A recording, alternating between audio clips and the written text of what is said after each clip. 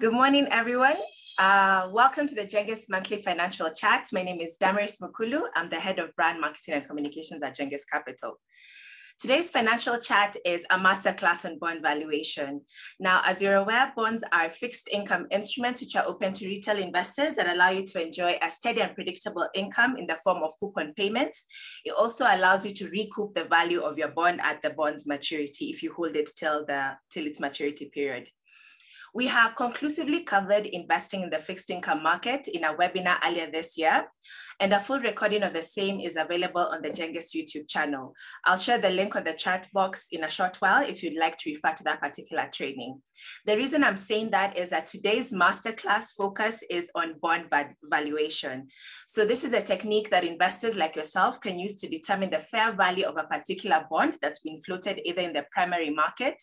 The primary market is the initial issue of a bond. So this is when the government announces that they're issuing a particular bond, or the value of the bond in the secondary market. The secondary market is now the trading that occurs for bonds when retail investors buy and sell, something that I guess you're hoping to do since you registered for this webinar.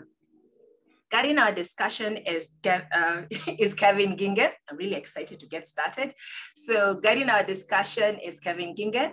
Kevin is part of our securities team and interacts with institutional clients on opportunities that are available, not just in the equities market, but also in the fixed income market as well. And joining us as a special guest is Head of Research, Churchill Ogutu. Churchill is a fixed income guru. And if you've joined us on our Monday investor briefings, we have them every week. He always has commentaries on the performance of the bond market, as well as a trading recommendation of that particular week. So it's exciting to have an opportunity where we can all focus fully on bond valuation. Ours is not a one-sided affair. We've not come here just to speak to you. We want to engage with you. We therefore welcome you to use the Q&A tab to send in any questions you may have. I really want to encourage you to use that particular tab because then it's easy to make sure none fall through the crack. And it's also easy for you to upvote the question you want to be addressed immediately. But you can also use the chat box for any comments or suggestions, like I've seen someone asking how they turn on the camera. For this particular session, we'll be the ones managing the camera and audio. But if you do want to speak, just raise your hand and we'll unmute you to ask a particular question. Please take full advantage of this masterclass to get all your questions answered. It's not often we have a sit down with the team to just discuss bond valuation. If you miss any part of this webinar, if your lights go off, if you have a meeting to attend to, don't despair. We'll be uploading a copy of the same on the Genghis YouTube channel, so be sure to check it out and to subscribe. Another good thing is that you'll receive an email as an attendee with a direct link to the recording, as well as a complimentary copy of today's PowerPoint presentation for your personal reference. We are ready to begin. So Kevin, if you're ready, over to you. Thanks a lot, Damaris, and good morning to everyone and the team, Churchill, Dora, and Daniel. So today, I think, Damaris, you've covered most of the introduction. I don't need to delve much into that. My name is Kevin Gige once again. I'm an equities and fixed income trader at Genghis Capital. And today we're going to take you through just the bond valuation from basics to everything bonds. So there's no silly question. Feel free to shoot a question as early as now on the chat box. We are going to try as much as possible to address it. The earlier, the better, so that we don't get caught up with time towards the end of this session. So fixed income, basically, as Damaris has said, just as an introduction, a more deeper introduction is whenever the government of Kenya intends to raise money, there are two ways they can do that, or rather there are three ways they can do that. So one of the ways is they can go to a bank. So they can go to your Equity Bank, your KCB Bank, your whatever bank to borrow money. They can go externally, say to a JPM, to a bilateral lender. And that's why at times you hear of things like Eurobond and all that stuff. The reason they're called Eurobond is traditionally when these kinds of bonds started, they were denominated in euros. But nowadays you tend to see most of them being denominated in dollars, but the name still stuck, so the Eurobonds. And the final way the government can raise money is by going to the public, which is us. And how do they do that? By issuing what we call an IOU. So IOU, so the government owes us. And that's how the bond now market basically started. So we have two kinds of debt that you can give to the government. So we have the Treasury bills and we have the Treasury bonds. Treasury bills are anything shorter than 1 year, so 1 year or less. So we have three kinds of Treasury bills. We have the 91 day, which is essentially the 3 months. We have the 182 day, which is essentially the 6 months. And finally, we have the 364 days, which is again, essentially the 1 year. So from that, from Treasury bills, which are the short-term debt, we then get onto bonds, which is anything 2 years and above, all the way to 30 years. But I think the longest bond in the market right now is around 23 years.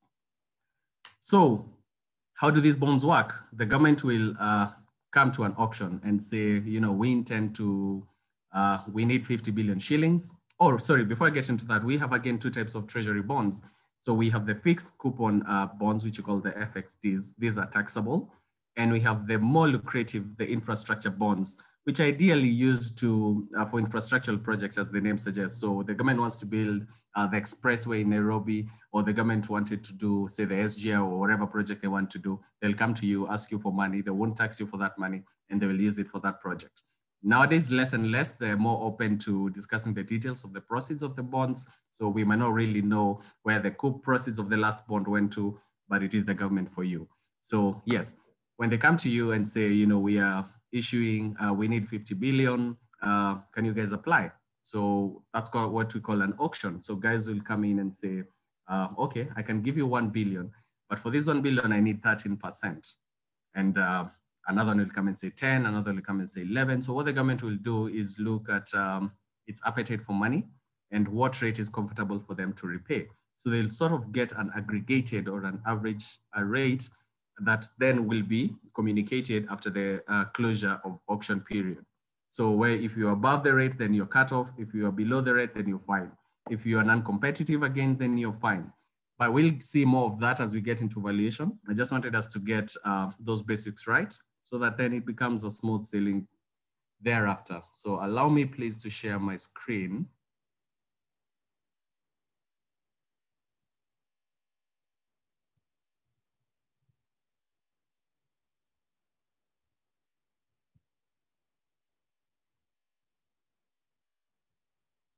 I'm not sure if you can see my screen. Yes, we can, or rather we can see the beginnings of it. Sorry, okay. There we go. Presentation mode, and we'll be good to go. So yeah, the title, the theme of our... Kevin. Sorry, yep. I'm afraid you're using the wrong presentation. Sorry. Can I kindly assist you? All right, please, I think I'm using the older one. Yeah, so you could stop presenting and then perhaps you could just start speaking as I pull up the actual presentation. All right, yeah, so the theme of our talk today, as I've already said, is the bonds, and it's basically the bonds 101. And we'll be talking much with our fixed income guru, Churchill, and we're going to take you right from, if you want to invest 50,000, I think that's how we start on the fixed, on the bonds, on the treasury bonds, all the way to 1 million, 1 billion, and whatever. So we are going to discuss a couple of terms. If anything is technical, please feel free to let us know, and we're going to dissect it further. If there's anything you don't understand, if you're speaking too fast, please feel free to engage us. It's an interactive chat, and we are happy to help. Damaris, we are ready the presentation? Just one moment, please. Okay, in the meantime, then I can take the time to let Churchill give his opening remarks. Thanks, Kevin. It's quite an honor to be a guest today. I'll just sit back and listen into how you drive this conversation. So it's a discussion, nonetheless, that we'll be having, me and you, at least to break down the jargon. It's not that I'm a guru. I'm also equally learning as the people who are joined in the call. But nonetheless, it's just sharing our few bits and pieces in terms of the bonds valuation. We may walk you through some of the bolts and nuts. It may be strenuous for some of our participants who perhaps maths or anything to do with numbers is not their breakfast, but nonetheless, it will make sense at the end of this webinar. the very least that all the people who will be joining us today will be able to understand the difference between the bonds, or how to pick a bond, or whenever they see an auction and then there's this be it T bonds, be it T bills, whenever they see the yields and then they see the prices, they can be able to connect the dots. So I think that will be our end game for these chats, and happy to take the questions that investors will ask. So back to you, Kevin. All right, thank you very much, Churchill, and thanks a lot, Damaris. Maybe we can start over to the first slide.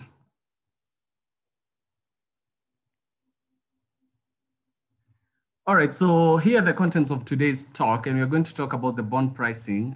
It's a bit technical, but we're going to try and split it as much as we can. It's rather easy when you break it into steps. And after we talk about the pricing, we're going to talk about, of course, the different places you can get onto the bonds market. You can either get it from the government when they're auctioning, what I mentioned earlier, which we call the primary bond auction. Or you can, if you miss the primary bond auction, say you went in too aggressively, and we're going to explain what that means, is you can then get it from someone who got it at the primary, and that's what we call the secondary auction. I think I've already mentioned the Treasury Bill, which is anything less than, all debts less than 1 year. And again, they're classified into three. Allow me to repeat: the 91-day, 182-day, and 364-day, or rather the 3 months, 6 months, and 1 year. Next slide, please. So don't be scared when you see all these fancy formulas. So basically how you value a bond. And again, don't be scared when you see this. It's to get the present value. So maybe I can just explain briefly before we get onto the formula, so you can have some sort of background. Is when you say a government, you've already got in a paper, so you've given the government 1,000 shillings, and it's a 10-year paper or a 10-year bond. So you've given the government 1,000 shillings. How the bond works is the government, assuming today is 1st of January, 2021, you've given the government 1,000 shillings. The rate government has decided, you know what, we'll pay you 10% for using your money. It's more or less the way you give a bank your deposit, and they tell you on a fixed deposit, you're going to give you 8% or 7%. So they're paying you for using your money. So it's the same thing with the bond. So you give the government 1,000 shillings, 1st of January, they tell you, we are going to pay you an interest rate of 10% for using your money. So, and how the government pays this interest is, it's quoted annually, but it's paid semi-annually. What do I mean? So that 10% will be paid twice a year. And that will be, say, June, assuming it's a date like 21st of June. And another one will be paid in December, assuming a similar period, 21st of December. So you give the government 1,000 shillings. On 1st of June, the government, maybe 21st, let's just use 1st of June for arguments purposes. 1st of June, which is after the 6 months period, the government will give you 5% of your 1,000 shillings.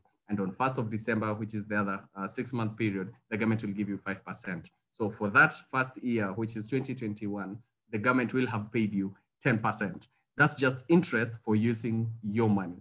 So the government will pay you as, again, 2022, the same way, twice a year, 2023, all the way to 2031, which is a time we call the maturity period. So after this period, the government is supposed to essentially give you back your 1,000 shillings and still pay you the coupon at that particular period, which will be 5% because it will be a second period. I hope that is a bit clear. So the government will give you all these coupons, which we'll be calling the cash flows. What you can see here is more or less that CF is basically the cash flow from the coupons. So that's the 5%, 5%, 5%, 5%, all the way until a 10-year period. So if it's a 10-year paper, that will mean we'll have 20 payments, what we call the payment periods. I hope that is a bit clear. And at the maturity or at the lapse of the 10 years, they'll pay you back your face value, which is the 1,000 shillings you gave them, and they'll pay you back an interest as well for that particular period. So how have you gained by lending the government? You've gained by getting consistent cash flows. The government has never defaulted, at least as far as I can remember, they've never defaulted on domestic debts. So they're the safest mode of investments. And that's why at times you're going to see, or if you've been joining our previous classes, you'll notice that you could get more from, say, equities markets, you could get more from other asset classes, and maybe slightly a bit less on government. And that's just basically because of the safety element of it. So the more the riskier the asset class, again, it's expected to compensate by giving a higher coupon. So this present value, and what I was explaining is we are going to get the present value of those cash flows that you're going to get, and we're going to get the present value of the final 1,000 shillings that they're going to give you. So the question I should ask you, and you can think about this as we go on with the video, is if I promise to give you 1,000 shillings today, it's the 23rd if I'm not mistaken. If I promise to give you 1,000 shillings today, or give you 1,300 shillings in December, what would you prefer? I want you to think about that. If I'm going to give you 1,000 shillings today, or I can keep these 1,000 shillings and give you as 1,300 shillings, that's 1,300 shillings in December, what would you prefer? And we're going to get to that later on in the session. So Churchill, maybe I can pull you in to just give a different, you have a different opinion on how we can dissect this formula, please. Thanks, Kevin. So what is critical here, as what Kevin has said, is now the cash flows that you are entitled as an investor. For instance, say you are getting in a bond which is 10 years, and then it's paying the semi-annual coupon. So every 6 months you're getting, say for the bond is giving you a coupon rate of 10%. So every 6 months you're receiving, say 5 for every 100 that you invest. So those are the certain cash flows that you are sure you'll get. You won't get 6, you won't get 5 every, you won't get 6, you won't get 4 every 6 months, but you are certain that you'll get 5 for every 100 every 6 months. So for instance, you invested 100,000. So every 6 months you'll be getting 5,000 shillings. And then at the very end, the maturity come 2031, you'll receive back your 100,000. So those are the cash flows that you're entitled as an investor. So ideally, we are trying to look at it at this point in time, today being the 23rd of April, what is the value of 5,000 that I'll receive in 6 months' time? What is the value of 5,000 that I'll receive in 12 months' time? What is the value of the 100,000 and the last coupon, the last 5,000 that I will receive in April of 2031? So you get those, the present value of those cash flows, and then you add them up, and that's the value, or that's the price of the bond. So ultimately it boils down to those future cash flows, and then we discount them at the present. So I think as we go along, we'll be able to dissect them further. So yeah, back to you, Kevin.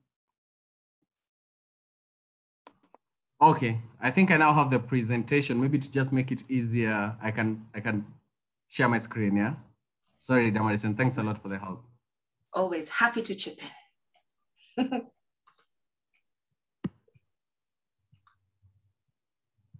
Kindly bear with me.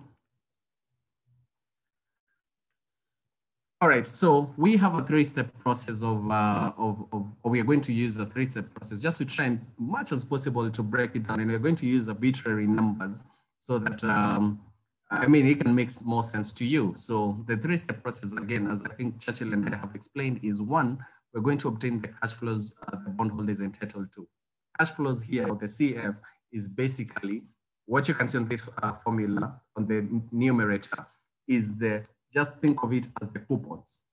So we are going to get the present value of all the coupons you're going to get. And we said for argument's purposes, let's use a 10-year bond, paid semi-annually, so means twice a year times 10, we have 20 payments. So we're going to get the present value of all those 20 payments. So it's the present value of those 5%, if you're using 10% as the corporate. So the present value of all these cash flows or payments, to just know what that value would be today. So that is getting the present value ideally explains to us or advises us, is that investment worthwhile today?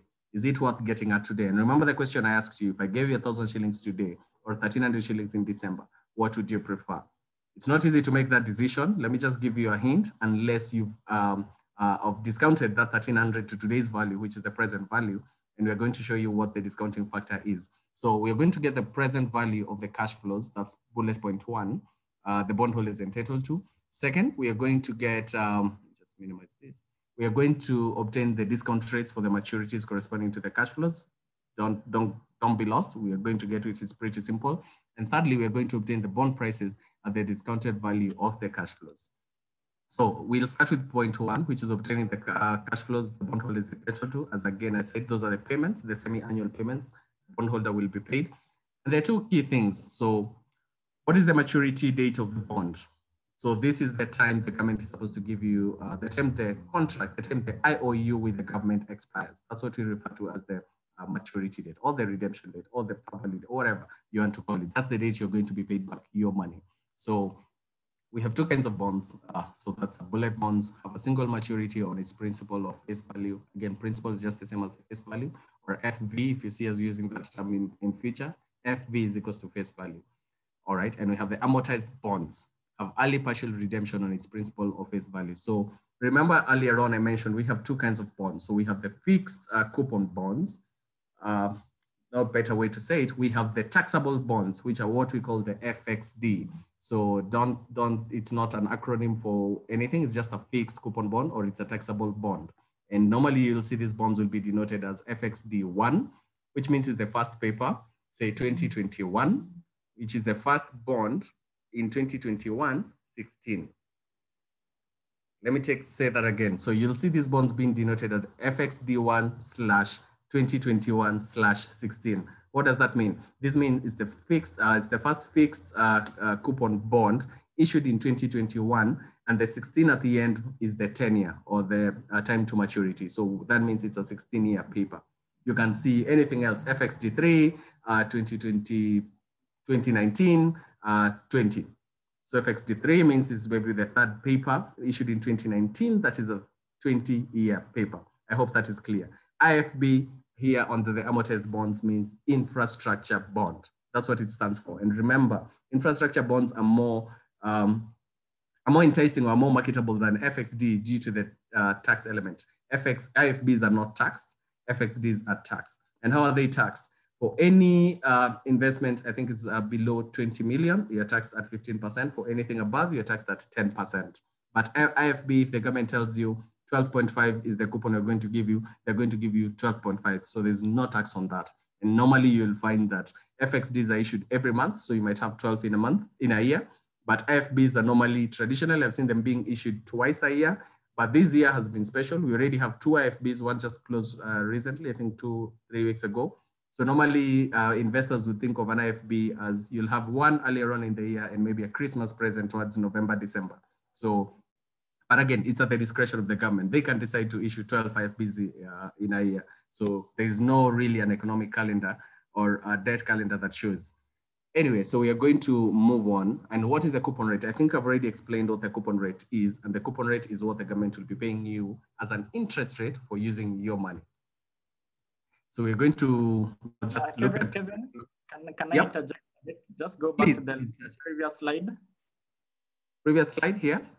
Yes, yes, that one. Thanks a lot.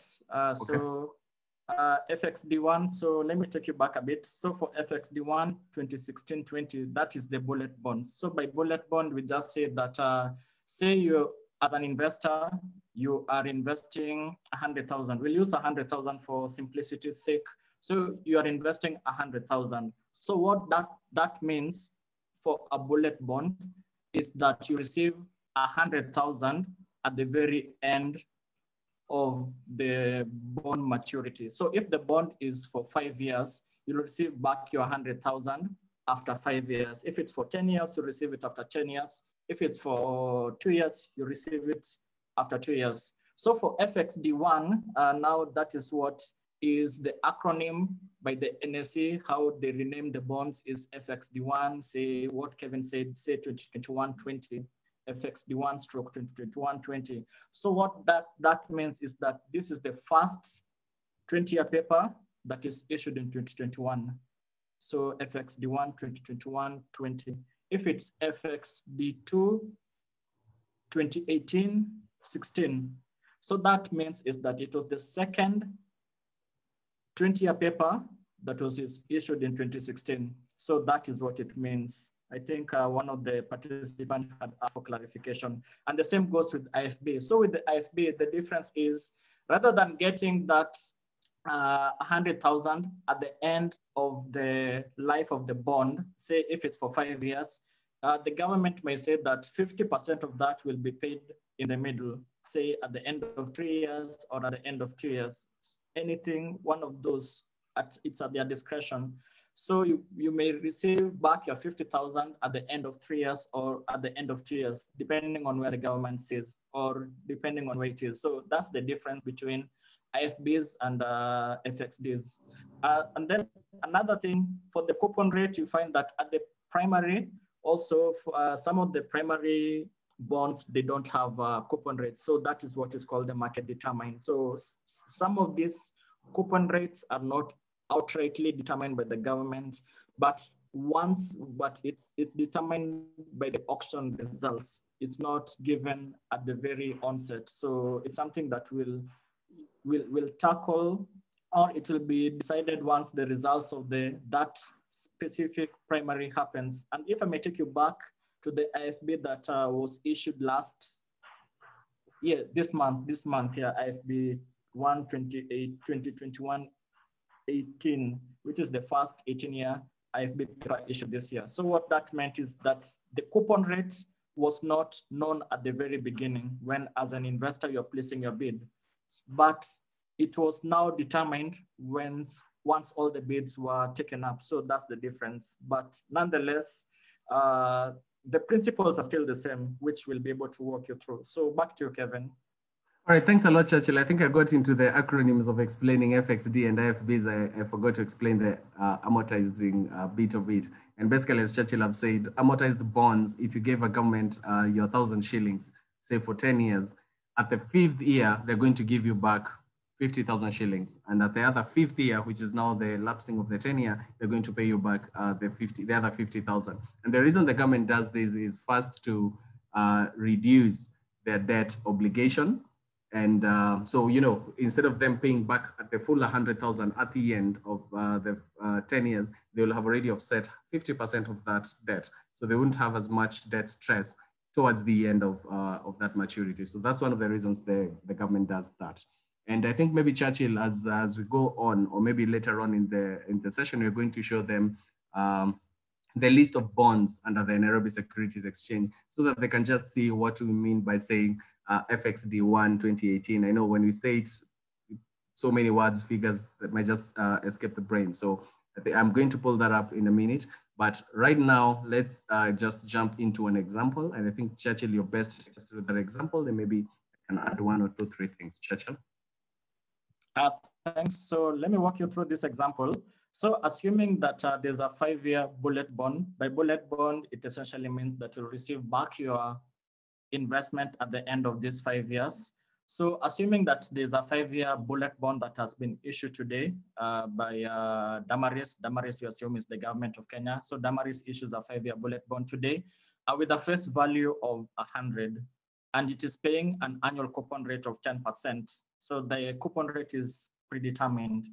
So we assume that this bond is paying its coupon on a semi-annual basis. So what this means is that every 6 months, you receive 5% of the coupon rate. So the coupon rate is for the 6 months, for the 12 months. But because it's paying it every 6 months, you'll receive half of that at the end of every 6 months, so the 5%. And then we want to compare it with another 5-year amortizing bond. So amortizing bond, think the IFBs or the infrastructure bond that Kevin has elucidated earlier on. And it's still also paying a coupon rate of 10%. But the only difference here is that it has a 50% of the principal will retire at the end of year 3. So those are the 2 examples that we'll be looking at. So next slide, please. Okay. Okay, so here we are. So today is on the 23rd of April. So after 6 months, that will be on the 22nd of October. So for the bullet bond, you'll receive, for every 100 that you invest, you'll receive 5 on the 22nd of October for both the bullet bond and the amortizing. Let me walk you through first with the bullet bond segment. So every 6 months, you'll be receiving 5 for every 100 from 22nd of October up until its maturity on the 17th of April 2026, because it's a 5-year bond. So you'll receive the same coupon payments every 6 months. And then at the very end, you'll receive back your 100 as the investment. So the first column under the bullet bond shows all the cash flows that you are entitled as an investor. So if you look at the amortizing bond, so in this case, think the infrastructure bond, which is repaying 50% of your investment at the end of year 3.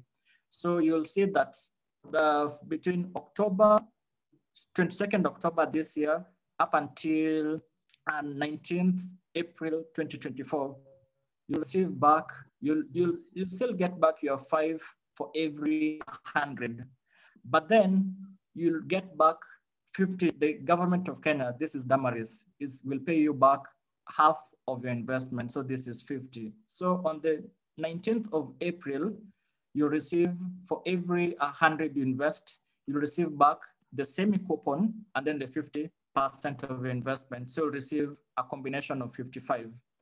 But then going forward, because now you'll still, it's paying, go back, Kevin. Yeah, so you still get 5%. The coupon is 5%. The coupon is 10%, but every month for every month it's paying 5% of that. So 5% on 50 that is remaining. Remember that it's no longer 100 that is remaining. It's 50% of your investment is remaining. So you'll get back 2.5 for every 100 that you're investing. Remember that you're looking at it at this point in time, today being the 19th, today being the 23rd of April, 2021. So from this vantage point, from the 18th of October, 2024 onwards, for every 100 that you invest today, you receive 2.5 up until the very end, and then you receive back the 50 balance of your investment. I hope I'm clear, Kevin. I think you have, and I'm just, I think once you're done with this example, we can just do a summary and maybe I can give an alternative way of doing, and whichever is easier for the audience, they can pick that. So maybe we can go to the next slide, Churchill. So we are obtaining the discount rates. Let me just put a disclaimer at this point. It's often said that if you go to the sausage factory and then you see how sausages are made, one might not even eat sausages after that. So I hope that this is not the intention of what this whole daunting maths that we'll be doing today. But at the very end, at least you'll be able to appreciate this process that we're doing. But nonetheless, it's not to scare any of the investors away, but at least to help you understand the bolts and nuts of the bond valuation. So after determining the cash flows at every cash flow dates, so you can move to the next step on the discount values. So that's the second step. Yeah, so yeah, obtain the discount rates for the maturities corresponding to the cash flow dates. So we move further ahead. So this is basically it's the textbook example of how to arrive at the discount rate. So what ideally it means that, say you have a bond which is 5 years, and then what the textbook example tells us is that between right now today and the end of year 1, there's a spot rate for that, which is, we can say spot rate 1. And then say between today up until the end of year 2, there's a spot rate for 2 years. But nonetheless, we don't have those spot rates. So what comes in turn is what is called the yield to maturity. So that is the single rate that is uniting the present value of all the cash flows equal to the bond price. So what you can say, the yield could be synonymous to the bond price. But we'll see at the end of it. So we can just go to the next slide. And this is the yield curve. So the NSC sends the market participants, where Genghis are part and parcel of that, on a weekly basis, the yield curve. So this is the yield curve as at the end of last week. So you can see, say for a bond or a bond which has 1 year remaining on its time, on its life, you see that the yield is around below 9.5%. And our yield curve is from 1 year all the way to 23 years. So we are interested because our example is delving on the 5 years. So we're interested to see, even from the yield curve perspective that is given by the NSE, what is the current yield for a 5 year. So as at the end of last week, the yield for a 5-year bond was 11.0317%. This is what has been highlighted on yellow.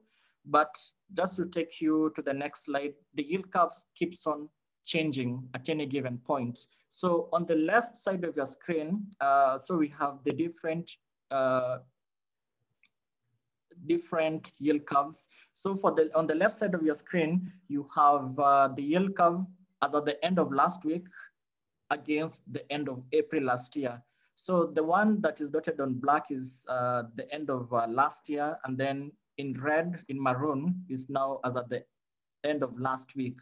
So you can clearly see from the 6th year up until 20, you find that the yields have gone up. So it's just telling us that the yields is not something which is static. The price is not static, but it keeps on moving.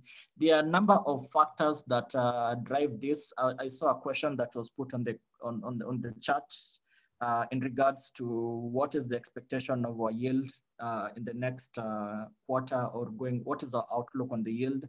And in a way, it tells us, or it gives us an idea of even where your investment will be if you want to exit the investment. So this right chart is giving a comparison of the yield curve as at the end of last week and then at the start of this year. So basically as at the end of December. So you can clearly see that on average, the yield curve has slightly gone up. So what it means that if I had a bond, say for 5 years at the start of this year, and then a bond, the price of the bond, the yield on the bond right now as compared to start of the year is slightly has gone up. But that what we'll see later on is that it will be priced lower at this point as compared to the start of the year. But anyway, the yield curve, as I summarize, it tells us some information, perhaps where the economy is going. And if investors are seeing that there's a recovery in the economy, remember that last year, same time as this, COVID-19 was now coming full throttle to Kenya. And then investors somehow tripled into the fixed income securities. So if you look at the yield curve on the left, you can see that the yields as compared to right now, then the yields were lower as compared to right now. So what that means is that over time, in the period of 12 months, investors have somehow priced that there's a recovery in the economy. So what that means, they want more yields on their bonds. So the yields has gone up as compared to where we were last year, same time. So that's what the yield curve on the left is telling us. And also on the right side, if you do the comparison of the yields at the end of last year versus the yields currently. So if you can just move to the next slide. So how do you obtain the discount rates? So we have the yield to maturity, what we call the yields at any given point, but we'll be interested for the sake of our example for the 5-year yield, which as per what NSE gave us was 11.0317%. But nonetheless, because we are receiving the cash flows every 6 months, instead of looking at it in 1 year basis, we'll be looking at it in 6 months batches. And that will be clear in our second, the next slide that is coming up. Maybe I can just, or maybe you can finish that, then we can, all right, go on, Churchill. Yeah, so let me take you back to the cash flow dates that we mentioned on earlier on. So we are receiving payments every 6 months from today. So today we've gotten into this bond that Damaris has given us, and every 6 months we'll be receiving either the cash flow, the semi-coupon payments, and at the very end, the investment Damaris will give us back. So from today up until 2026, every 6 months, there's a cash flow that is coming in. So the column that is indicated time, we're looking at it in batches. We are thinking now in periods of 6 months. So right now, up until October 22nd, that's the first time frame. Between 23rd of October up until 22nd of April next year, that's the second time frame. On and on up until 17th of April 2026. So there are 10 distinct time frames that you're looking at. So that's the first point. And then looking at the yield. So what we've done here is a comparison of yields at 9%, a yield at 10%, yield at 11%. Remember that this coupon that Damaris has given us is giving us, she's given us at a coupon rate of 10%. So we're doing a comparison between 3 different distinct yields here. So if I might just pull, what is the discount rate that we may apply for the cash flow that we'll receive on the 22nd of October this year? So what we do is that using a yield of 9%, because the yield is for a 1-year period, we need to halve that yield. If you look at what you've done there, discount factor, and then there are 2 asterisks, and then the explanation is down there. So it's 1/1 plus the yield. So in this case, using the yield at 9%, we divide the 9% to 2 because the yield is for 1 year, but now the time frame is for 6 months. So we divide by 2, and then we do as a 2 power of the time. So in this case, the time is 1. So having done that, you can get that the discount factor is 0.9569. So what that means is that for the 5% that we are entitled to get on the 22nd of October, so we discount it to today, and that's the factor that we'll use, 0.9569 for a yield of 9%. The same for a yield of 10% is 0.9524. A yield of 11% is 0.9479. I don't know whether, Kevin, I should stop here. You can interject with Okay, so I think, again, just to break it down in a different way, I know most guys, when they see 1/1 plus yield exponential 2, they totally get lost. I understand. So I'm going to try and just pull up a drawing so we can just make it as interactive as possible. Please allow me to stop share and share again so I can share the whiteboard.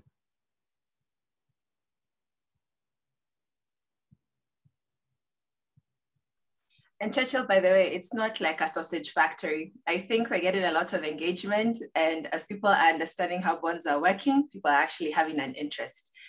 That said, glad to know. Yeah. And just for everyone, Damaris is a government. In that metaphor, Damaris is a government. I do not personally issue bonds. Just setting the record straight. So I just want us to, I want to break it down in a bit a simpler way, and I'm happy to take questions later on if it's not clear after this. So Churchill has already established that Damaris here is the government, and say Churchill, just allow me, Churchill gives Damaris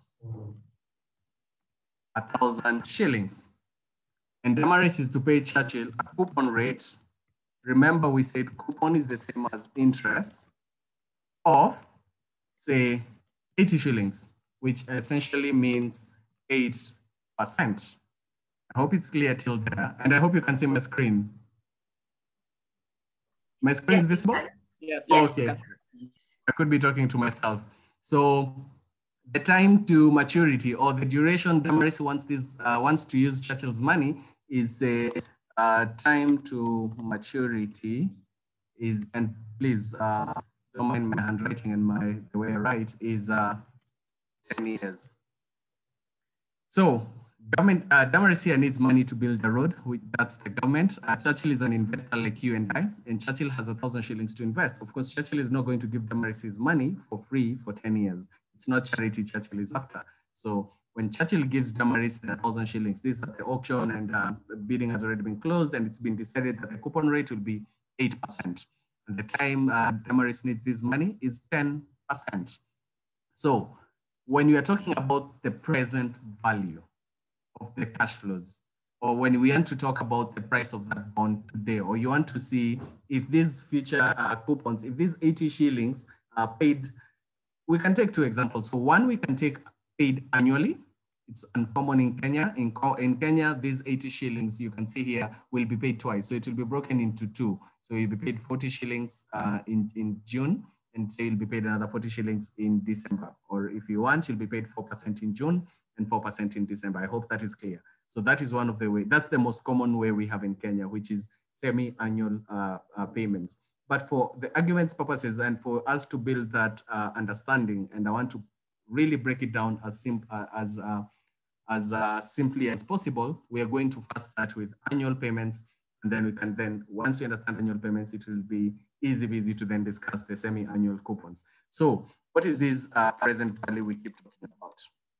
Present value, which is also denoted as PV, will be the sum of, so the present value of the cash flows, and don't worry, I'm going to again just break it down very easily. So it will be the present value of the cash flows plus the present value of the face value.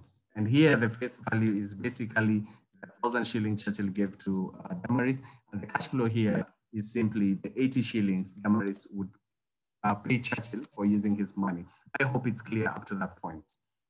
So how do we get the formula for the present value? So to get the value of that bond, we'll need to add two parts. It's the sum of parts. So it will be the sum of the present value of that 1,000 shilling. We want to know what that 1,000 shilling is worth today. And we want to get also the value of the coupon, those $80, 80 Kenyan shillings that you're going to be paid today. So once you get the value for this A and the value for this B, we just add it together and we then know the present value of that bond today. So that will either advise us if it's at a discount, if it's at par, or you're paying a premium to that value. So if Churchill gets less than 1,000 shillings, it means that's a discounted bond. Churchill gets 1,000 shillings exactly, it means that's at par. And if Churchill or someone else needs to buy this bond in the secondary market and they have to pay 1,200 shillings for 1,000 bob, it means they're paying a premium for that bond, or rather they're buying it above what Churchill would have bought. And I'm just going to take you quite simply. So the CF, allow me to use that as let me just try and draw to try and make it very, very easy. And please bear with my drawing. So we have this is time, say this is 1 year, and this we have, please pardon my my drawing, 10 years. So here we have 2, we have 3, 4, all the way to 9, and finally, wow, 10. So when you talk about semi-annual coupon, remember this is, sorry, oh boy. Okay, it has refused. Oh, it has what? When we talk about semi-annual payment, if this is time 2, the government is going to pay you half here. So this will be your $80. 80 Kenya shillings. And then they're going to pay, 40, and they're going to pay another 40 here. So at the end of 1 year, that's between the first year and the second year, that's 1 year period, you're going to have received 80 shillings, but which will have been paid twice. So that's what we mean. And this is the middle here. Think of this as a time June. Yeah. So they're going to do the same here and pay you another 40, pay you another 40 here, pay you another 40 here, pay you another 40 here, all the way until the end. And here they're going to pay you at time 10, they're going to pay you the 40 still in interest and pay you back what you call the face value or the redemption value or final value, whatever you want to call it, the last value, which is what you gave them back, which is 1,000 shillings. I hope so far that is clear. Hopefully it's clear. If it's not clear, please feel free to ask the questions on the chat and we're going to address it. So what you're trying to do is getting the present value of all these little payments over here. Once you get those present value, we'll call that figure A. And then we are going to add A. We are going to A, we are going to add B. And what is B? B will be the present value of their 1,000 shilling at the end. This value here, we're going to get the present value of this.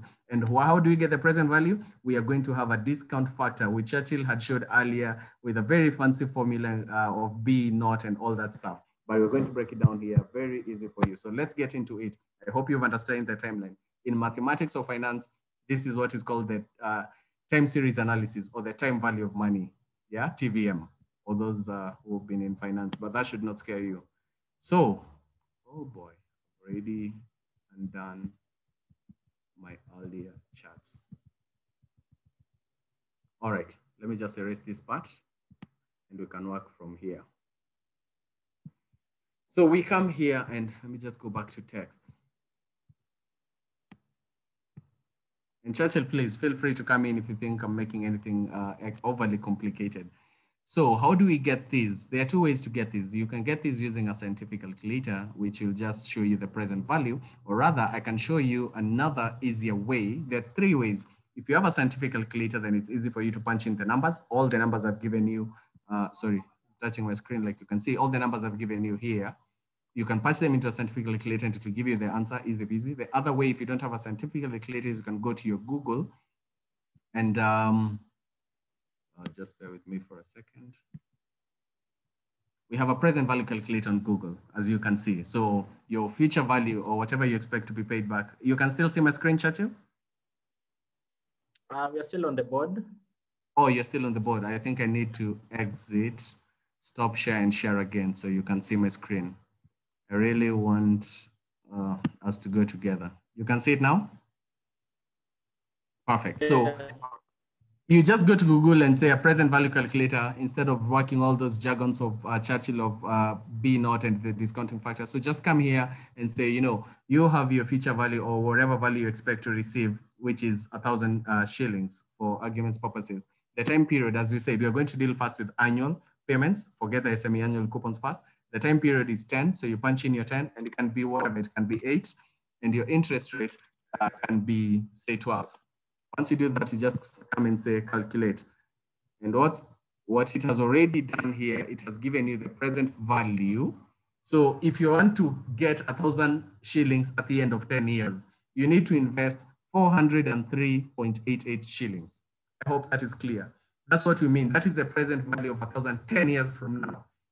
If you can remember the food for thought I gave you earlier on, would you prefer I gave you 1,000 shillings in January or 1,300 shillings in December? So what present value does is ask you, if you expect to receive 1,300 shillings in December, what should you invest today? So if you expect to receive 1,000 shillings in December, how much should you expect, after 10 years, sorry, how much should you invest today? And that value would be, again, ceteris paribus, all things held constant, that value would be 403.88. And that's what the present value tries to explain. And I'm going to show you another way of doing it. So one was if you had a scientific calculator. If you didn't have it, you have this one here on Google. It's not really the best of calculators, but it does the job. And then there's a third way, and it's a pretty easy way, and I'm going to show you. There's something we call tables. Do not be deceived by all these numbers. So this is what we call a present value table. And what it does, if you look at the left column here, I don't know if it's clear enough, if it's visible enough. Is it visible enough, Churchill? You may try to zoom in. Let me try and zoom in, sorry. 200%, for instance. Yeah, let me just try to zoom in to 200%. Better? Yeah, better. Yeah, so what this does is, if you're talking about 10 years, all you need to do is, well, that's what we call periods. You just need to come here and say 10 years. If you can see here, where I'm hovering the cursor over, that's the 10-year mark. And what you need to do is say, so what was the government, what was Damaris giving Churchill for using his money? What rate? So Damaris was paying Churchill 10%. So the horizontal line, or what you can see here, 1, 2, 3, 4, 5, these are all the percentage rates. And what you can see here on the period 1, 2, 3, these are the number of years or the tenure. So Damaris is paying Churchill 10% for using his money. This is where we are. And this money is for 10 years. So we just come to, for those who remember the logarithmic tables in primary and high school and campus, you just come to the 10-year period, which is this line here. and you come to this figure, which is the 10% that Damaris will be paying Churchill. So we have a figure of 2.5937. I hope you can see that. So this figure is just what you, sorry? Let me interject. I think this is the present value. This is the future values for say 10%. Say, for instance, let me just walk you just. Oh, sorry. Yep. Okay, go on. I don't know. Yeah, this is the present value. Yeah, this is what you yes, meant. Yeah, sorry. You can get both the future value and the present value on one. Sorry, I was up ahead on the chart. So that's why I saw at 2 point something and it didn't make sense. So again, same things, same principles on the future value and present value. So you come here and how you do is that you can just go to Google and just type present value factor or chart. It will bring you this. And if you don't have it, I'll freely share it with Damaris for everyone to access it. So what you just do, same principle again. Here we have the period on the left side. On the horizontal lines here, we have the interest rate. So Damaris is paying Churchill 10%, which is here for using his money. And the monies are for 10 years, which is basically here. So we come to 10 and 10, and we have 0.3855. So what you do is you just take that 0.3855 and multiply it by the face value, which was 1,000 shillings, and you're going to get some value, which is around maybe whatever, 380 something and blah, blah, blah, which is the similar value to what we had done if we use the exact values. So this is, I find this quite simple. You don't need to do any calculations. The only calculation you need to do is A times B, which will be your face value times this present value factor here. So this is what we call a PV factor. Once you multiply that, you're done with part A. Remember we were saying you calculate A plus B. So your 1,000 shillings times 10 year, 10%, you get 0.388. So we're done with part A. Then we come now to part 2. On part 2, we want to get the present value of the future cash flows. I mean, also known as the present value of the coupon payments that you're going to receive. So this is a 10-year period. We said we are going to work first with annually, not semi-annually. So annually means we have 10 periods. And if you just scroll further down on this chart, so remember, this is the present value of the future value, or the face value, whatever you want to call it, or the redemption value. So down here, if you just go further down kidogo, same principles apply. We are now going to get the future, the present value of the cash flows. So what is the other name we give to those cash flows that you receive every year? So the coupon payments. The another name we call them is an annuity, for those who've had that word. An annuity is a fixed sum paid at a fixed period for a fixed duration of time. I'll take that again. An annuity is basically a fixed sum paid at a fixed period for a specific period of, or a fixed period of time. What that basically, all those words basically what they say is our coupon payments or our interest payments. If you receive a fixed rate, say if you gave your money to a bank at 10% and you give them 1,000 shillings, which means every year they need to give you 100 shillings for using your money. That 100, and say you have an arrangement where this money is locked in for 10 years. So every year they're going to give you 100 shillings, 100 shillings, 100 shillings, 100 shillings. And at the end of the 10 years, they're going to give you your 1,000 shillings plus the 100 shillings. So those 100 shillings payments or the cash flows or the coupons or the interest are what we call the annuities. So again, how do you calculate the annuities? You just come here and say it was a 10% rate that Damaris was paying Churchill, and the period you already know was again 10 years. Again, as I said, same principles. Left side is the period or the number of years, and right side is the horizontal side is the annual percentage rate. So you just come here to 10%, 10 years, and you get your figure here as 6.14446. Once you have that figure, then it's pretty easy from there. You just go and multiply it. And now once you have your parts A and B, you're going to add, and you're going to get maybe a figure of close to maybe 850 for the 1,000 you paid. That means that bond is at a discount. If you're going to get anything above 1,000, it means you're paying a premium for that bond. If you're going to get 1,000, it means you're getting exactly the same. So I don't see the value for that in an investor. Again, I'm going to share this table. If you have any questions on this table or how to use it, please feel free to ask. If this is not your cup of tea, you have the scientific calculator, gives you the same figure.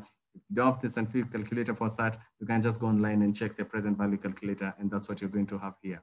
So I'm going to pause there, and I don't know, Damaris, should we take questions, or should Churchill first then continue? I would like us to complete our presentation. So if Churchill has any remarks, he could do that. Okay, Churchill, do you want me to go on with the presentation, or will you share yours? Yeah, please share your share the presentation. Okay, just a second. I hope I share the right one this time.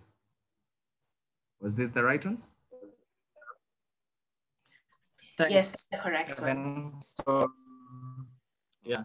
So after obtaining the discount rates, which is there's another formula that Kevin has showed us. Now it's just sum the present value of the cash flows, and then you get the bond price. So I think we move on to the next slide. Yeah, move on to the next slide. Yeah. So this is now just previously. I think we've covered this. You want to, what slide do you want? The amortizing? Previously, yeah. So ideally, so this is for the amortizing bond, the infrastructure bond. So you can see the time period, the cash flows are still there as per what we had looked at earlier on, and then the discounted cash flows. So for a cash flow of say on the 22nd of October, we are expecting to receive 5 shillings. But what that present value as of today is 4 shillings. This is the present value. 4 shillings and 78 cents. So what we do to get the bond price is just a summation of all these discounted cash flows. So for the yield of 9%, you can see it's at 103.27. For the yield of 10% is 100, and for the yield of 11% is 96.87. So this is now what we call the inverse relation between yields and the bond price. Remember that the coupon rate was 10%. And you can see that if the yield is at 10%, the price of the bond is 100, which is the par price. If the yield is at 9% with a coupon rate of 10%, the price is at 103.27. And if the yield is at 11% with a coupon rate of 10%, the bond price is at 96.87. So you can see if the yield is lower than the coupon price, the price of the bond is higher than 100, which is at premium. So at 103.27 is at a premium. At 96.87 at a yield of 11%, it's at a discount for the amortizing bond. The same also applies to the bullet bond on the next slide. Same principle applies. It's still the same. If you can just look at the yield at 9%, the price is at 103.96. At yield at 10% it's at 100, but at 11% is at 96.23. So the same principle applies all across. But for the let me just finish a bit. For the discounted price on the next slide, because it's coming at 96.23, which is below the premium. There's usually what is called a withholding tax of 15% on the discount. Remember that this the summation of the cash flows when the yield is at 11% is coming to 96.23. But the discount, if you compare to the par at 100, is 3.77 for every 100 that you can see there. So the 15% withholding tax is applicable on the discount on the 96.23 to 100. And then the bond price will now be the 96.23, and then you add up the withholding tax of 15%, and then you get a price at 96.79. So as an investor who perhaps had placed his bid at 11% for a coupon rate of 10%, the bond that Damaris is issuing today. So you'll have to pay, for every 100,000, you'll have to pay 96,096.5 to Damaris as the price at 11%. Can you say something or just continue? All right, I think I just wanted to pronounce more clearly what you just explained, or just dwell a little bit on that. And Churchill has just mentioned something about the inverse relationship between rates and bonds.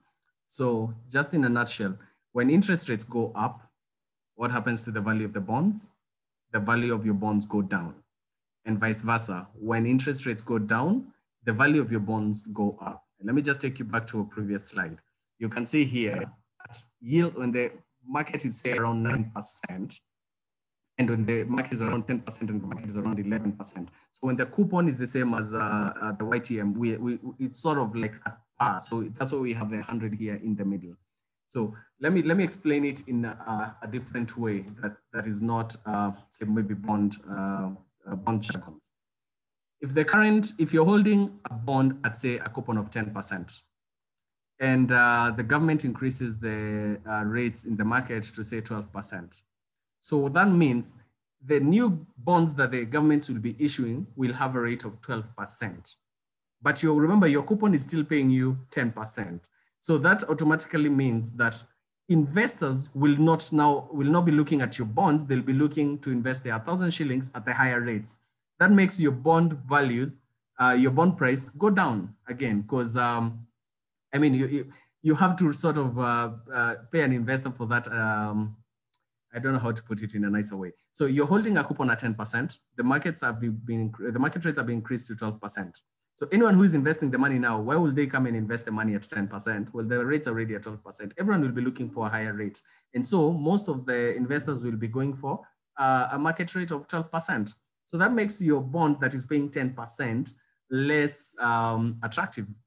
And what does that mean? If you have to sell it in the secondary market, it means you have to discount the present values that we're talking of, the future cash flows, by the current market rate, which is 10%, which means you're going to sell that bond at a loss. The inverse is true. So what does that mean? You're being paid 10% on your bond currently. The government reduces the market rates, or the market rates reduced to say 6%. So that means any new investors wanting to invest in the bond market, they're going to get less than what you got. So they're going to be investing their new monies at 6%. Whereas the government is still paying you. Remember, we said it's fixed for the duration of the bond period or the bond cycle. So when they're getting 6%, you will be getting 10%. And what does that mean? Money investors will shy off from these 6% bonds, and they'll want to buy you off because you're paying a better bond. And what does that mean? They'll have to pay up. So they'll have to pay a premium to get your bond. So your bond all of a sudden becomes more valuable. So when interest rates go down, your bond prices go up. When interest rates go up, your bond prices go down. Churchill, maybe you can continue. Well, thanks, Kevin, for that. And it applies, let me just say that, as you correctly put it, if I'm holding a 5-year bond and then there's a primary auction, say before the auction, my yield was at 10%. And then the result for the auction is at 11%. So obviously I'll have to reprice my bond even lower, because now perhaps I won't be able to find buyers for my bond if I want to sell it. So people will just opt to get into the market at 11%. Alternatively, even how I look at it, say Damaris has issued a bond. Damaris has asked people to give us, to bid for that bond. So you find that there are 3 different investors. So one investor will bid at 9%, another investor will bid at 10%, another investor will bid at 11%. So for the investor who bids at 9%, he'll be paying at a premium. So he'll be paying 103,000 to Damaris. The one investor who bid 10% will pay 100,000 flat. But then the person who bid 11% will be paying 96,000. So ideally, it's more or less, there are different facets to it. You can look at it in any given auction, or you can look at it an existing bond vis-a-vis the new issues. So there are different ways to look at it. So this is the other example that you're looking at is now for secondary bond pricing, whereby it's still the same thing, that is the same principles are applicable. So for instance, let's do with an example where an investor buys the bond 5 years bullet bond, which has one-time principal payment at the very end. It was issued 3 months ago on the 23rd of Jan. It has a coupon rate of 10%. So an investor wants to buy it today. So that's what happens even in the secondary market trading. So today is the midpoint. Remember that a bond that was issued in the 23rd of Jan, its semi-coupon payment 6 months later is on the could be 23rd of July, 6 months later. but he or she is coming in today, the midpoint part, the midpoint mark between the issuance and the next semi-coupon. The yield is at 9%. So what is the price of this bond? And that's what happens in the secondary market. So I think can move on to the next slide. Yeah, so it's still the same thing. Remember that the cash flows are still the same. If I come in today, I'll be entitled to the cash flow of 5 for every 100 on the 24th of July this year. The cash flows are still the same. At the very end, I'll receive my 105. 100 is now the principal, and then the 5 is now the semi-coupon payment. And then the time, remember that what we are doing, we are looking at it, we are pricing it as at today. Today is the midpoint between up until the next semi-coupon payment. So in terms of time, between now up until July 24th, because we are looking at it in terms of 6 months, but between now and July is 3 months, so that's 0.5. And it goes all the way up until the very end. And then we use the applicable discount factors and the discounted cash flows, and then we get the dirty price is 106.27. So the dirty price is the summation of all the discounted cash flows that we have here on board at 106.27. But this this coupon, this paper, because I'm entering in, I'm buying it from a seller who has accrued interest on the bond. So for every 5 that the seller is entitled to, he has already accrued 2.5 between 23rd of Jan this year up until today, because it's the midpoint. So he has already, he is entitled to 2.5 of that. So if I net off the 2.5, because that is not a future cut, that is not a future, that is not something that is in the price, because he already has, he is entitled to it. So that already is, and it's not something that I can discount it. So if I knock it off the 2.5, the clean price is 103.77. So what will happen is, if you talk to our dealing team, they can give you the pricing either in terms of the clean price or the dirty price.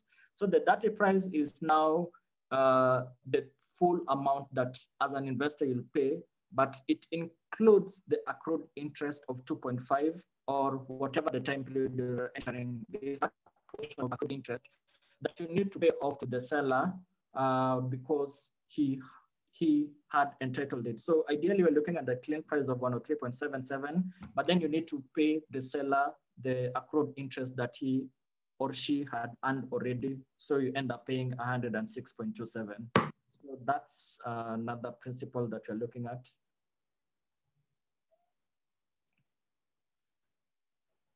I think you can move to the next slide. With that? Yeah. So this is also, we picked it from the auction or the bond prospectus, the bond that were issued in March. There were reopenings of 2 bonds. The first one, I know by now you know what FXD1 2019-10 means. It's the first 10-year paper that was issued in 2019. And then the FXD2 2018-20, which you can see highlighted there by Kevin, is now the second 20-year paper that was issued in 2018. So those 2 papers, if you remember, some of us remember these 2 papers that were issued in March. Those are the features that were issued. So the second, it shows even the difference, the tenor. So in terms of the tenor, remember that initially the paper was issued at 10 years. But right now, when it was being reopened, its life was now 8 years. 8 years was remaining on this paper. And subsequently for the FXD2 2018-20, it was issued 20 years at the initial, but right now, at the time of reopening, it had a life of 17.4 years that was remaining. These 2 papers also had coupon rates that had been decided at the initial auction. So for the 10-year paper, it was 12.438%. every year, and then 13.2% for the 20-year paper every year. So if you look at the pricing at the very last, so on the left side of that, you can see this is the pricing for the 10-year paper. So where has been bolded at the 12.438%, you can see the pricing, it's more or less at par, the 99.98. And that corresponds to the fact that 12.438% the coupon for the 10-year paper. But you can see what we've even demonstrated so far. For yields above, for yields below 12.438%, so everything that is above the 12.438%, you can see that the pricing is at a premium. And for the yields that are above 12.438%, you can see that it is at a discount below 100. So even those are the indicative pricing that CBK gave for the bond. And the same also applies to the 20-year paper.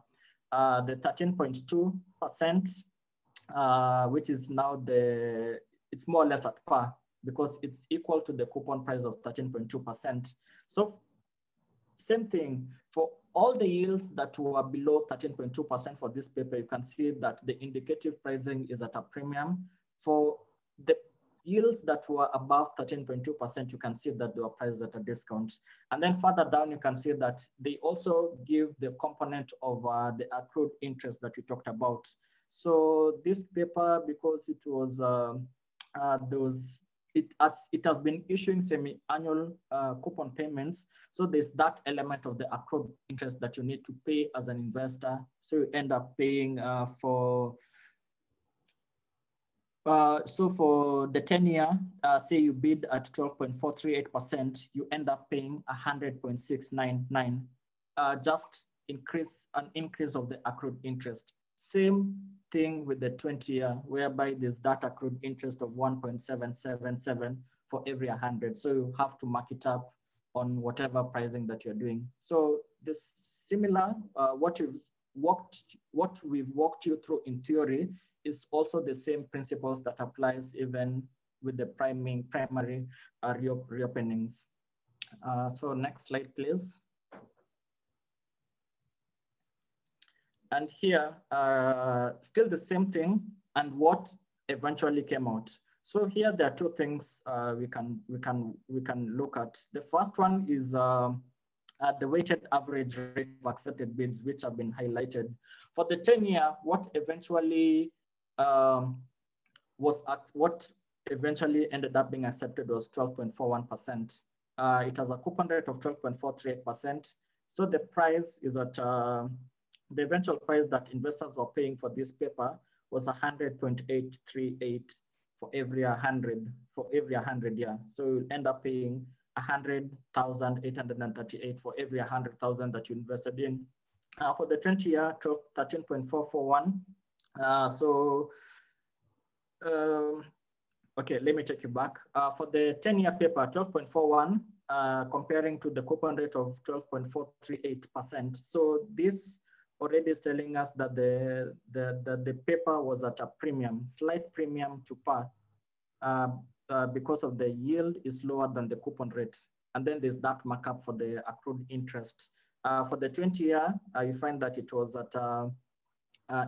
at premium, so 13.441%, which is higher than the coupon rate. So the inverse relations kicks in. It was lower at par. But because of the fact that you need to pay that accrued interest, so that's where the price for every 100 came to 100.129 for that paper.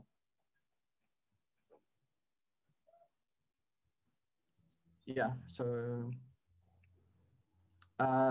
we can also, I know that this chart was on T-bonds, but this similar principles also applies to T-bills.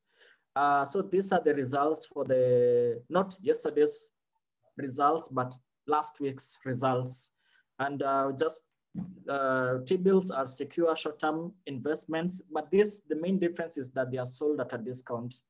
So for the 91-day T-bill, the weighted average interest rates of accepted bids was 7.108%. 182-day T-bill was at 7.938%. 364-day T-bill was at 9.403%. But I think that these ones were just rounded off to these 3 decimal points. And then the pricing have been put there at 98.259 for 91-day, 96.193 for 182-day T-bill, and then 364-day at that one, 91.427 for 364-day. So if we can walk you through how this pricing was arrived at. That's the focus on the next slide. Yeah, so for the 91-day, the face value is 100. So this is for, let's take the 91-day for example. This face value is what you will receive after 3 months period has elapsed. But it had a weighted accepted yield of 7.108%. But then, because this 7.108% in a way is for the 1 year. But now we need to bring it back to 91-day period, which is 91 day is 3 months. So we divide by 4 to get what is the effective, quote unquote, effective return for a 7.108%. So that's what we're getting, the 1.777%, just dividing the 7.108% by 4. So that's the effective return. So how do we get about the discounted investment? So as what is that pricing that will give us a yield of 1.77%, and then we'll get 100 at the end of the 100 at the end of 91-day period. So working it backwards. So it's simply like having 100 at the very end, and then you're getting a return of 1.777%. So still the math comes up, you divide 100 divided by 1 plus 1.100 divided by 1 plus the 1.777%. And then you get the 98.254. The same principle also applies for the 182-day T-bill. The weighted accepted bill yield was 7.938%. But this is, you look at it, you can see it's for a 1 year period. But you need to look at the effective return for that 6 months period. So divide that 7.938% by 2 to get an effective return of 3.969%. So there's that amount that you need to invest as an investor. You'll have to invest as an investor to get a return, effective return of 3.969% at the end of 182-day period. And then you receive 100 at the end of that. So working backwards, we get that you have to invest 96.183 for the 182-day T-bill, and then you'll get 100 at the end of the 6 months period.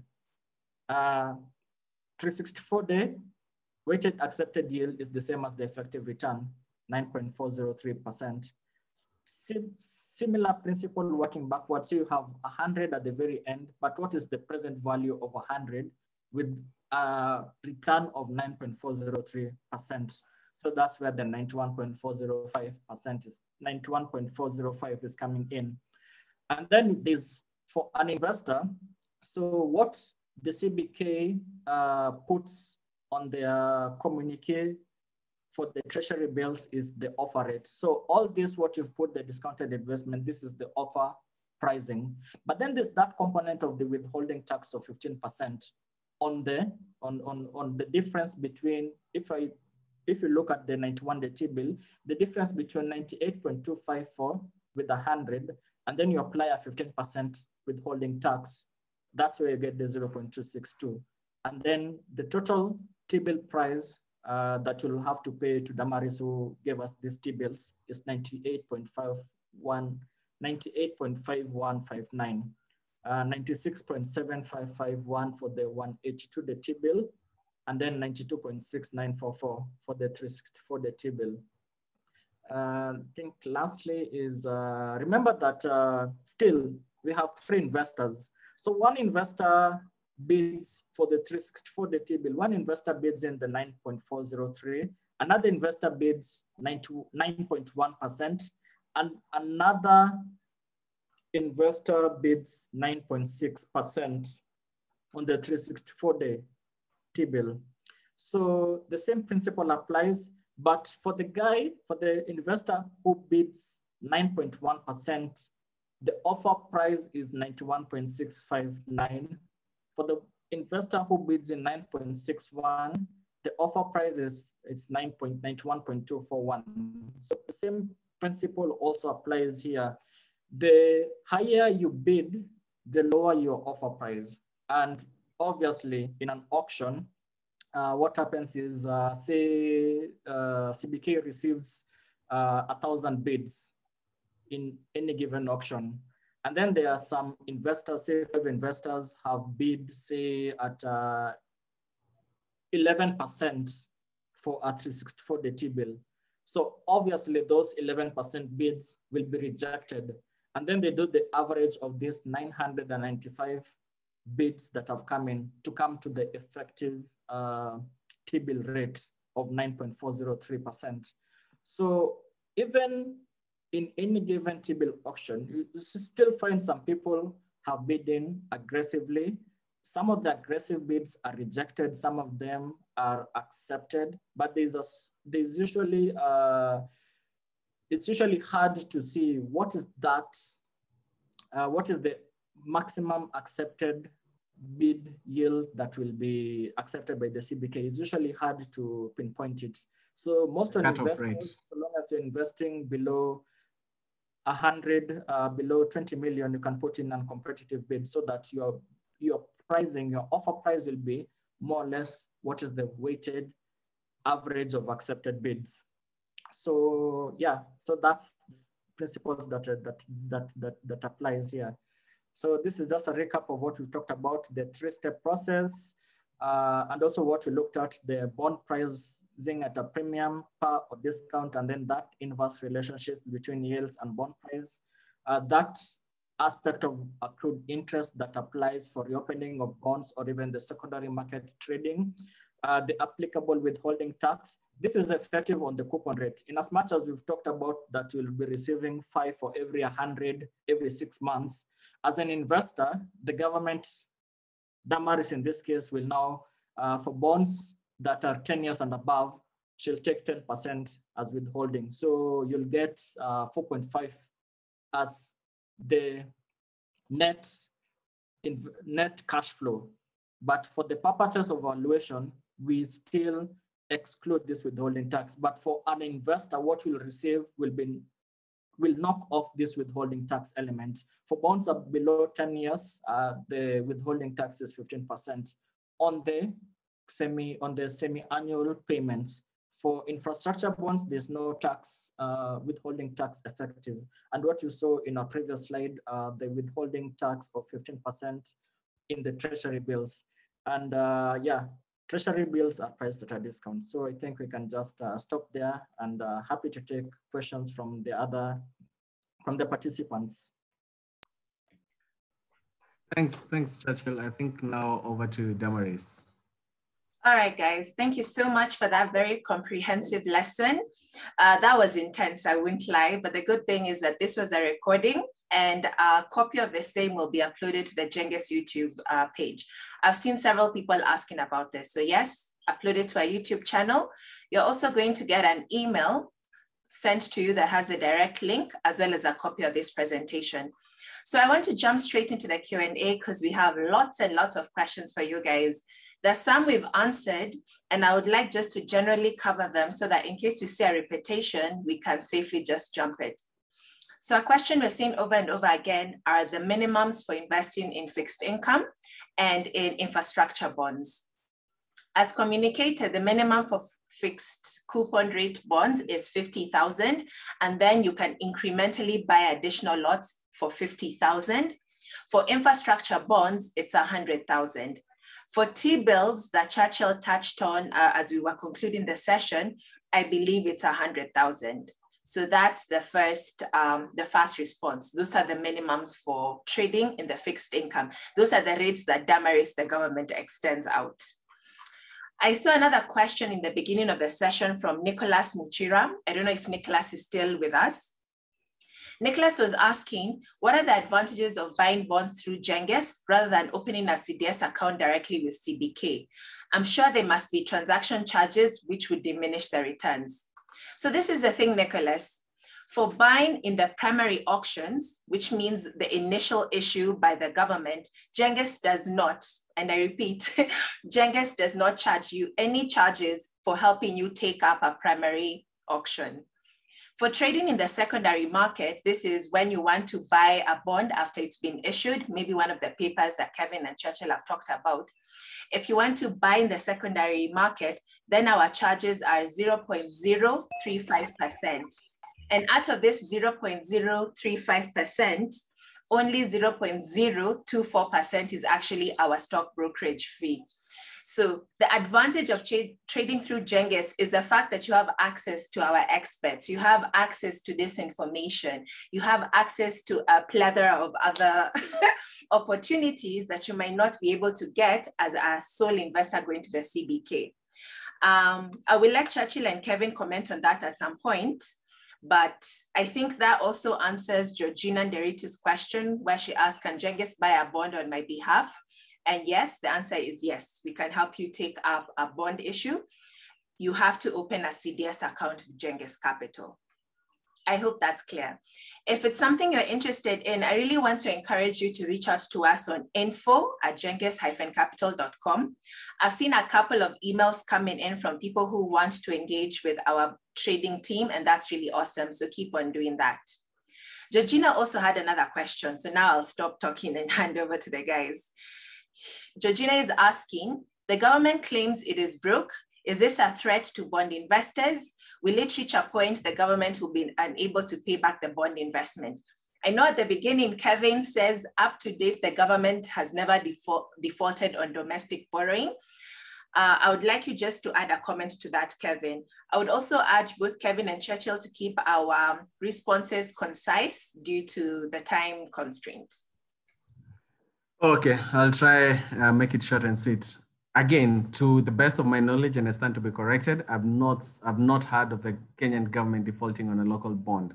So when the client asks, the government is consistently claiming it's broke, is there a possibility that they're going to default? And one thing I always tell guys is, before the government defaults on local debt, all other avenues, all other instruments, all other asset classes will have defaulted. So your money in the local banks your banks will have defaulted, will have gone bust, because it's very easy for the government. If worst comes to worst, they can always print money. So it's quite unlikely to hear that a government has defaulted on local debt.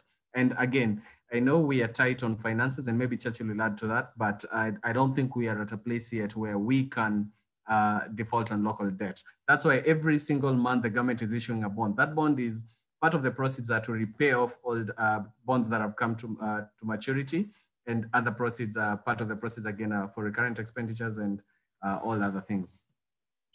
Thank you. Thank you so much for that. Tillery had added on to Georgina's question. Him is asking, from history in the world, has any government failed to pay the same? I think Kevin's question conclusively answers that. The likelihood is very, very low. It's probably the lowest risk option you have available to you. Moving onwards, Emmanuel Murethi says, hapo kwa yield curve umepoteza kidogo, tafadhali rudia. So maybe you could just give a concise mention about yield curve, like in 1 minute or less. Who wants to tackle this? Churchill tackled it. Let me leave it to him. Oh, I'm being put in a straight. Anyway, yield curve, it's what happens is, say for what we talked about, 91-day T-bill, we saw it at, what was the pricing? I wrote it somewhere. Anyway, forgotten, 7.6%, 182 around 7.9%, and then at 364-day T-bill at 9.4%. And then you find that the price for the average pricing for a bond that is maturing 1 year's time, you find that that's the risk for the T-bill. A bond that is maturing in 2 years' time, you find that is around 9.6%. That is the yield, the price. A bond that is maturing in 5 years' time is at 11.0%. So the yield curve ideally is now trying to chart all these yields from, say, you can start from 91-day T-bill, you can start from 1 year up until the longest maturity that is there. Currently, it's 23 years. There's a bond that was issued in 2018. It was a 25-year bond that was issued in 2018. So currently it has life that is remaining is 23 years. So you chart them all and then you get the yield curve. So I hope that is precise enough. It is. And if you have any need for elaboration beyond this webinar, we are on all social media platforms. So just DM us, send us a comment, anything. We like to have conversations. It gives us something to do. So please find us there. I want to tackle 2 other questions that I've seen in the chat because they're just quick wins. Charles is asking how many CDS accounts can he have? Charles, I want to say you can have 2 CDS accounts as one individual because when you open a CDS account, you have to use an identification document. So as a Kenyan, you probably have 2. You have your national ID, so you could open an account using your national ID. Then you can open another account using your passport if you have. So that's, to the best of my knowledge, the maximum number of CDS accounts you can have. Boniface is saying he wasn't there at the beginning of the session and he would like to know which other instruments are you trading for us who would like to invest on other options. I really like that question because when Churchill was giving his presentation on T-bills and you were seeing the effective return for a particular T-bill, it made me think about the Genghis Money Market Fund. So we have a fund, I think the current rate would be 9.88% per annum. It's also subject to withholding tax. So if, for example, you don't have 50,000 or you don't have 100,000 to trade in T-bills or in a fixed rate coupon bond, a money market is a good way to start investing and maybe even start saving to buy for a bond because you can join for 500 bob. Just imagine you. And the good thing is that in a money market fund, it invests in fixed income instruments. So it's a way for you to participate in this particular market as you build up your capacity to raise 50,000 or 100,000. So I hope that answers you. Soldiering on, there are very many questions today, very, very many, not to scare you. So Wangari Kimani is saying, how should I evaluate the many bonds which have, I think, a return of greater than 12% and pick the best return for her? So let me just rephrase this question. In a market with several bonds, which perhaps have similar returns, how do I know which is the best fit for me?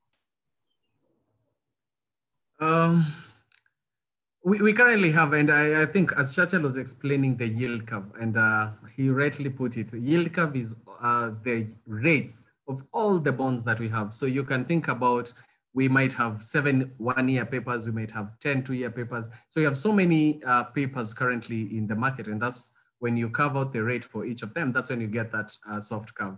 Of course, the longer the duration, the higher the yield curve will stay.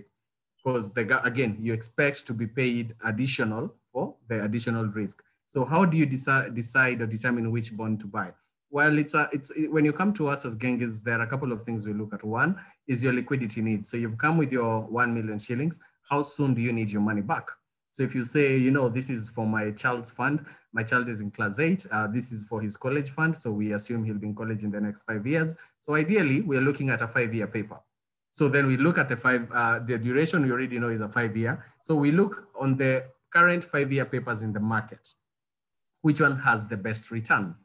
So that's how we tend to decide which bond to go to. Otherwise, you can buy any bond from 1 year to 23 years. So if you are saving money for your kid who's just been born and you're saving for his college fund, then you can go for the longest duration, which is the 23-year paper. And remember, every twice a year, the government will still be repaying you your coupon. And then now you can take your coupon and decide to reinvest it. Don't eat the coupons, otherwise you'll be doing a zero-sum game.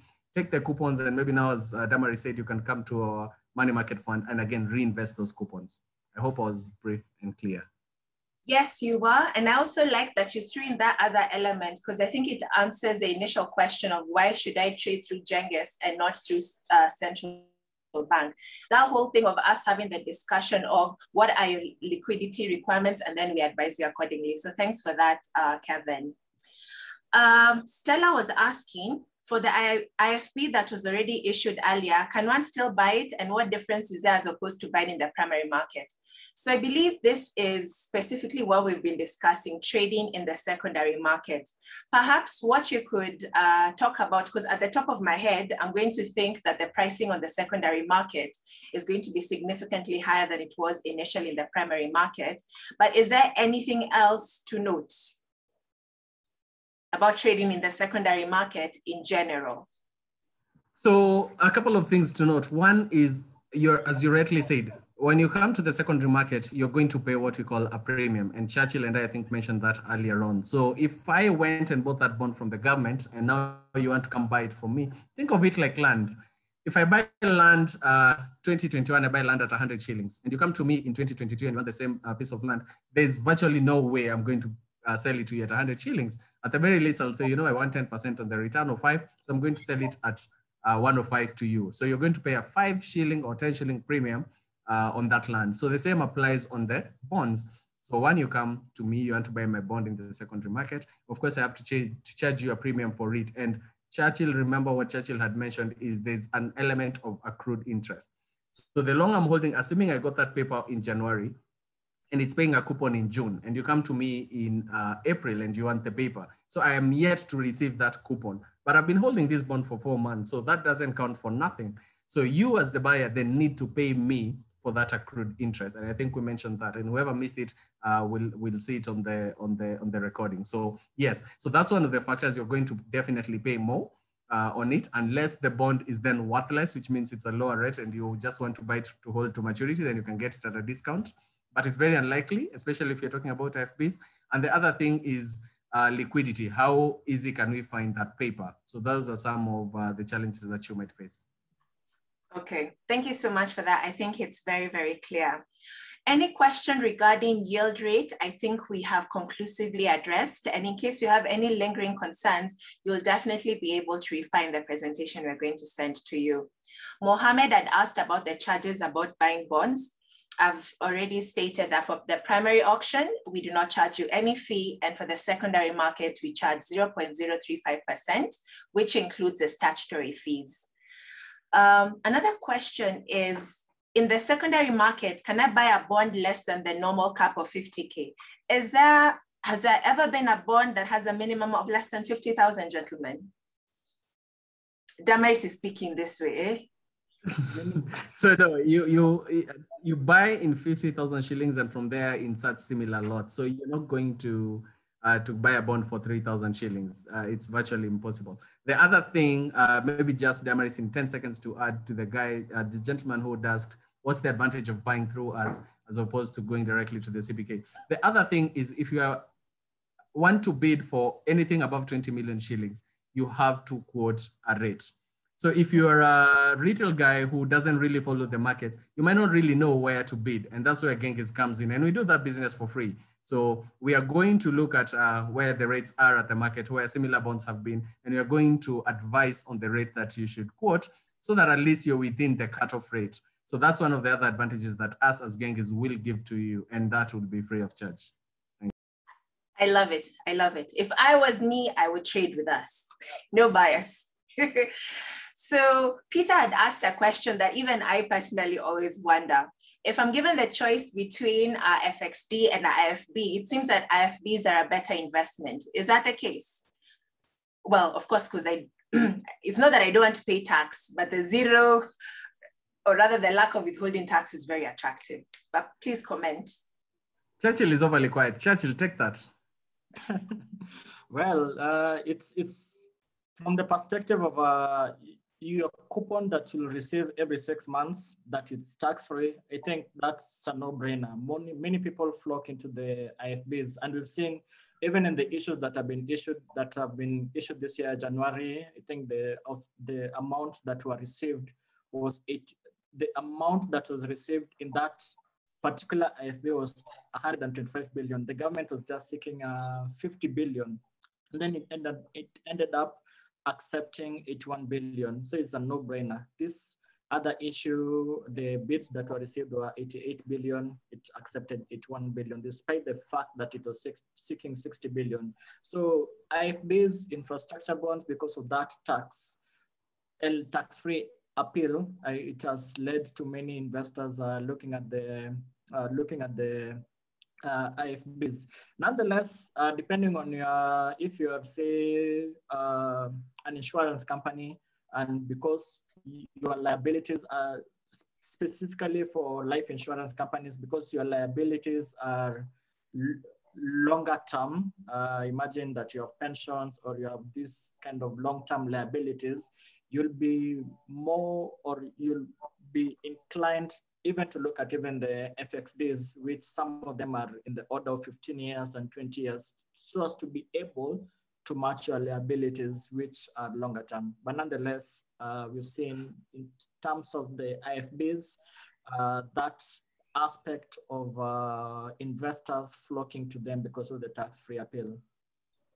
Okay. Maybe just to add to that, Damaris, in 10 seconds, is every month the government issues an FXD. So that's the fixed coupon bond. So in a year, we would have 12 FXDs.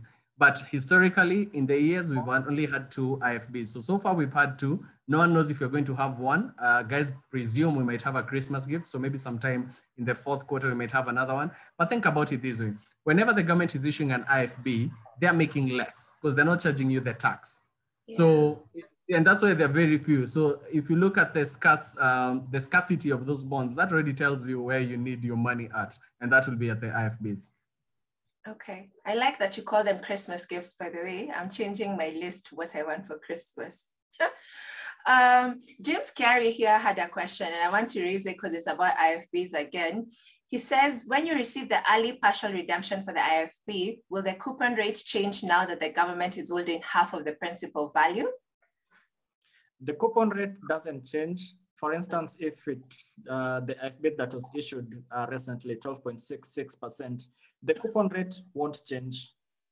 So every 6 months, say you're investing 100,000, you'll still receive 6,300 every 6 months up until I think it's year 9, 2030. You'll still be receiving 6,300. And then after that, come 2031, the 9th year, you'll receive back 50,000 of that. But then going forward from 2030 up until 2039, I think 18 year, 2039, you'll receive 3,200. By the fact that you'll still receive the 12.667%, but now applicable on 50,000. So that's where you'll still get, every 6 months, you'll still get 3,000 instead of 6,300 because the semi-coupon is applicable on the investment amount that is still there. I hope it's clear. Kevin, am I clear? Yeah, basically what Churchill is saying, it's very clear, Churchill, thanks a lot, is if you invested 1,000 shillings for 10 years with a redemption of 50% on the 5th year, so say 10% is the coupon rate, you'll be paid at 10% of the 1,000, which is 100 for the 5 years.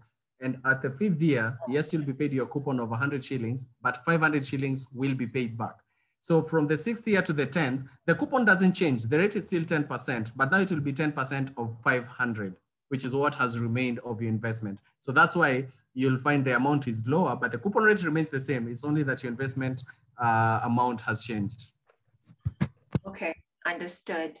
There was someone, there's so many questions. I'm trying to go back to get the specific person, but they asked if you can get a 50% return on IFBs. And I know the returns are great, but they're not 50% for sure. I don't know what can give you 50% in this stage, but I think the longest we've seen on IFB, and I stand to be corrected, I think it's the last IFB, which is the highest ever we've seen. Churchill maybe can correct me on that. And it was around 12.67. Traditionally, IFBs, yeah? I think there's one 13.4%. 13.4 on IFB? On IFB, yeah. Okay, maybe I missed it. 2%, 13.2%. Oh, perfect. Maybe I missed it. But it's not very common, as you can see, I've already forgotten it. So mostly IFB, I think the last one was around 12.67, and normally it's around 12.5 on average, or a bit even lower, because remember, there's no tax element to it. Yeah, yeah. So those are excellent returns, by the way. Those are excellent returns. So I just want to zoom. Oh, sorry, Churchill? To the exact question of 50%, I think it was 50%, not 15%, 50%. For a government to pay you 50% on an investment, say in any given year, what does that mean? I mean, that government has gone bonkers. It's broke. I mean, those are the telltale signals for a government that has gone bonkers to pay you that 50% every month, every 6 months, or every year. So that comes to 25% every 6 months. So I don't think those outsized premiums we haven't seen locally. Yeah. Okay, thanks. So I want to answer some questions quickly. Anthony was asking about trading of bonds on Jacuzzi app. Anthony, unfortunately, the complexity of integrating it for us on our side is too great at this time. So you still have to engage with us via email or phone call. Liz was asking about the compounding frequency of the money market fund. Is it daily, monthly, or yearly? Liz, it's daily. This is why I was saying for 500 bob, your money could already start earning you money from today. So it's something to look into. Churchill, I just want to ask you, layman's language, Jaribu at least, what's the difference between a tap sale and a reopening of a bond? I'm trying to think of in terms of layman's terms anyway. So the government has issued let me walk you with the example of the IFB that was issued early this month. So it issued and then it received a weighted average yield of 12.667%. So that is the primary. Imagine that they were looking at 60 billion in the auction, but because of IFB, it received more than what they received. But in the event that, say, for example's sake, they received 40 billion, but they were looking at 60 billion. So there are two options that the government may be able to bridge this deficit. So if they open a tap sale, is that now they want to get the balance of 20 billion, but it's just on a first come, first serve basis. With a tap sale, what happens is all the investors who missed out in the treasury in the initial primary, they just place their bids. I'd place my 1 billion. Kevin places his 5 billion. Not that I'm saying Kevin is richer than me, but anyway, it's just an example. And for them to get the 10 billion, 20 billion, but first come, first serve basis. Once they have been able to get that 20 billion, they close it. But for everyone who participates in the tap sale, the yield is still at the 12.67% that was there in the initial primary. So that's the tap sale, what happens in tap sale. But of course, the yield is adjusted because of the time frame.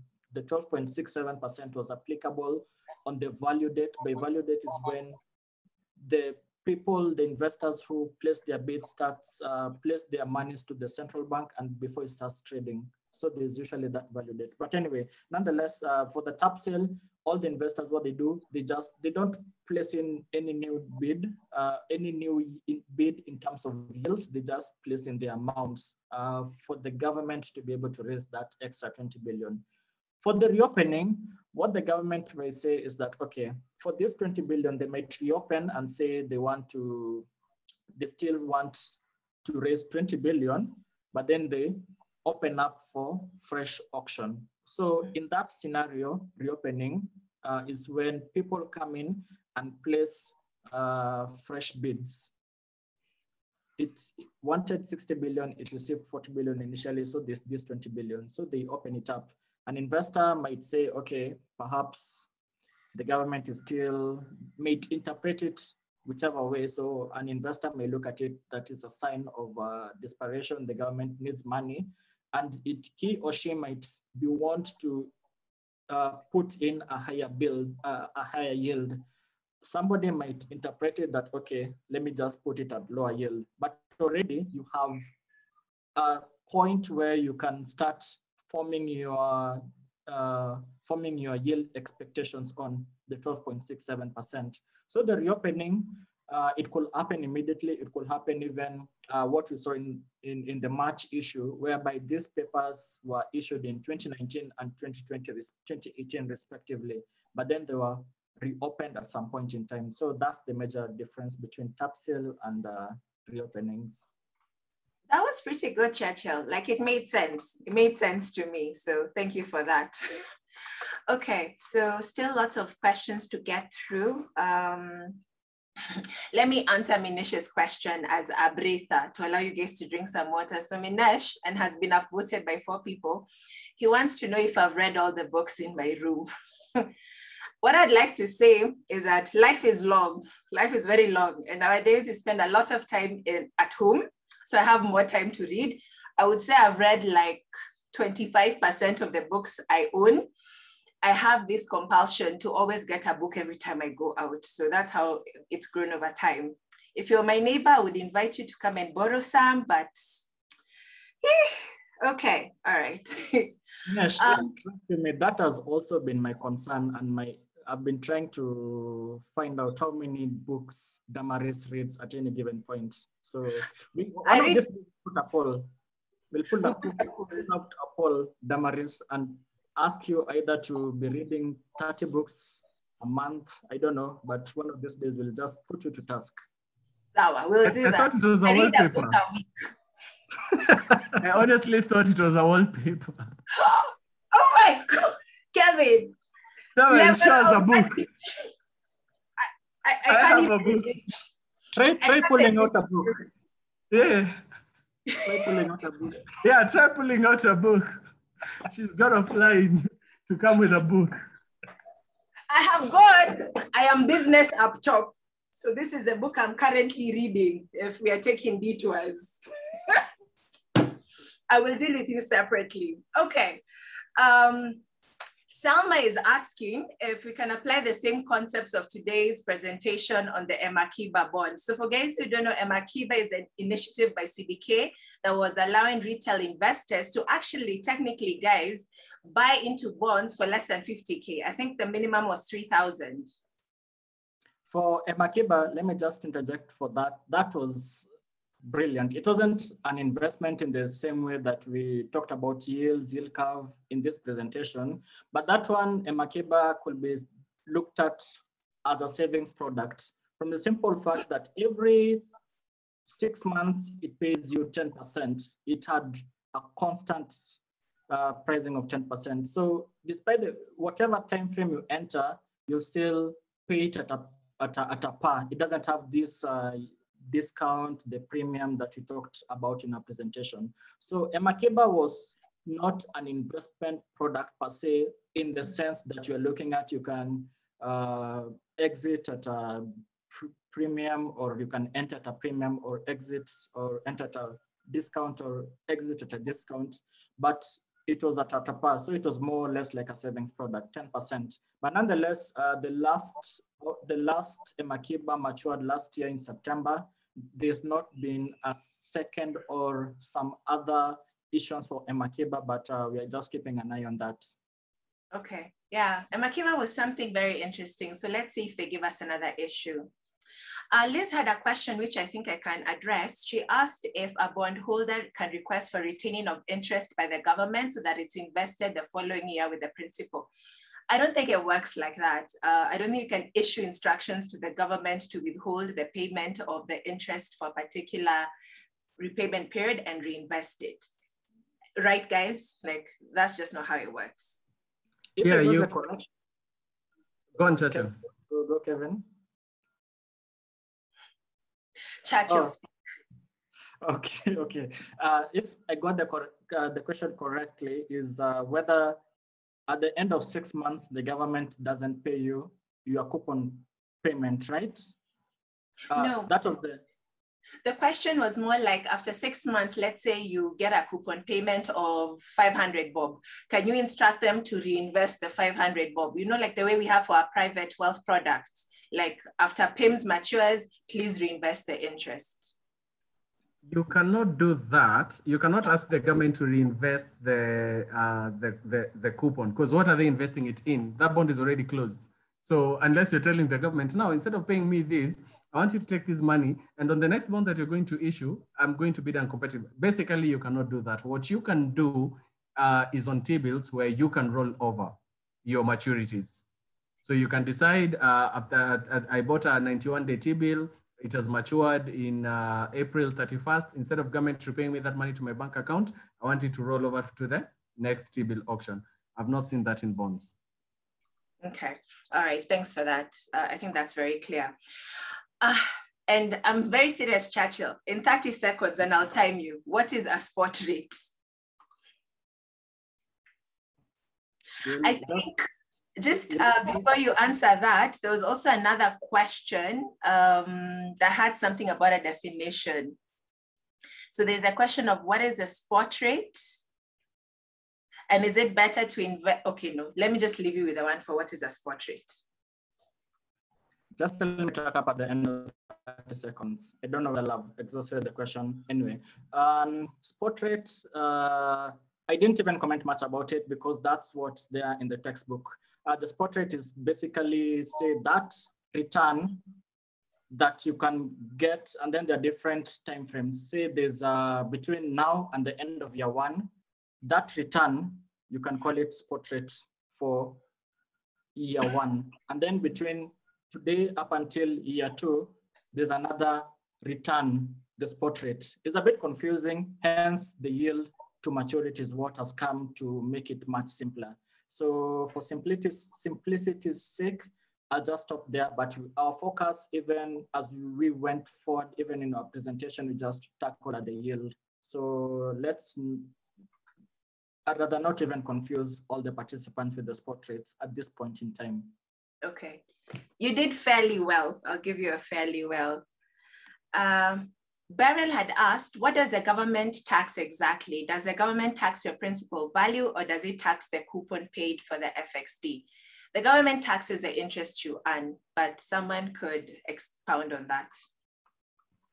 Well, the interest is a misnomer here. So the correct term is it taxes the coupon that you'll receive every 6 months.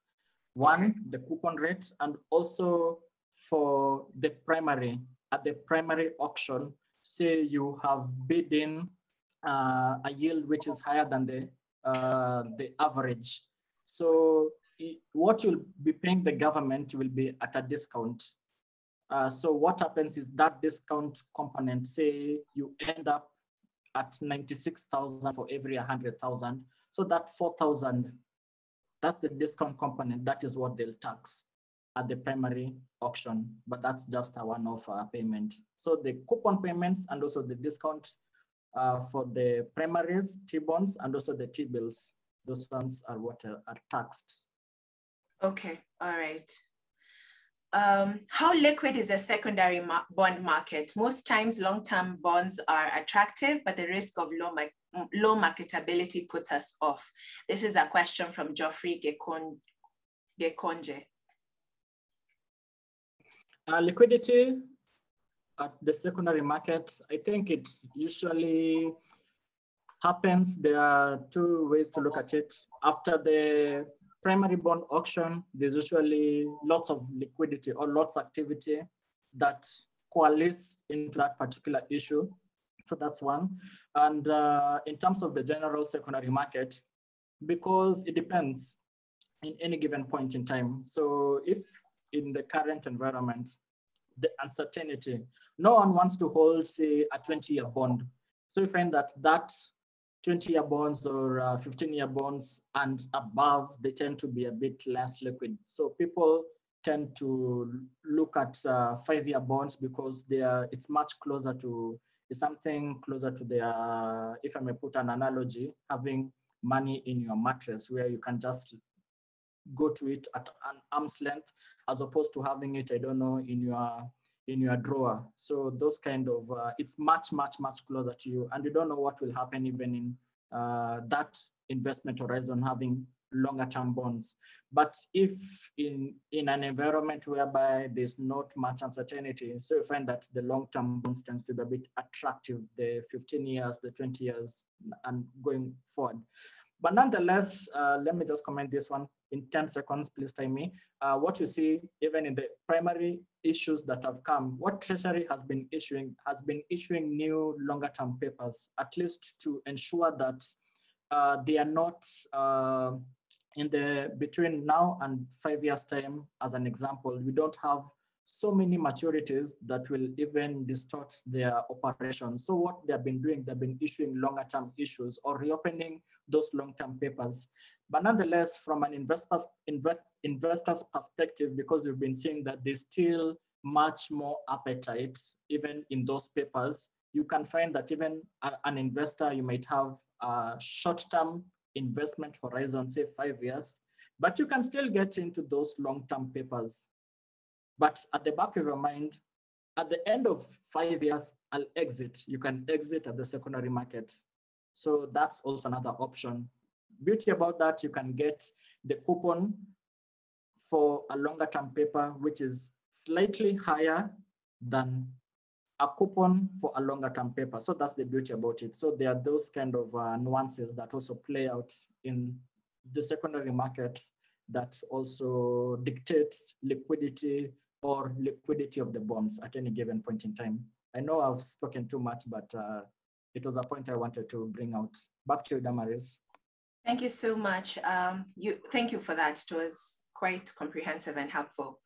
I want to rope in someone else from Genghis Capital. His name is Ian Dungu. Ian is a member of our fixed income desk. And I want to ask Ian a question we have in the Q&A. So Ian, could you unmute, please? Yes. Hi, Damaris. Hi, how are you? I'm well. You've been following us thoroughly, hey? Yes, I have, because I was expecting some questions to come our way. Awesome. So we have a question here from one of our viewers, and they're saying that they already have a CDS account at the CBK, and they want to trade through Genghis Capital. What else is needed from them to allow them to trade in the primary and in the secondary market? To participate either in the primary market or the secondary market, if you have an account with CBK, that is directly with CBK, in the primary market, all you have to do is to fill in the application forms.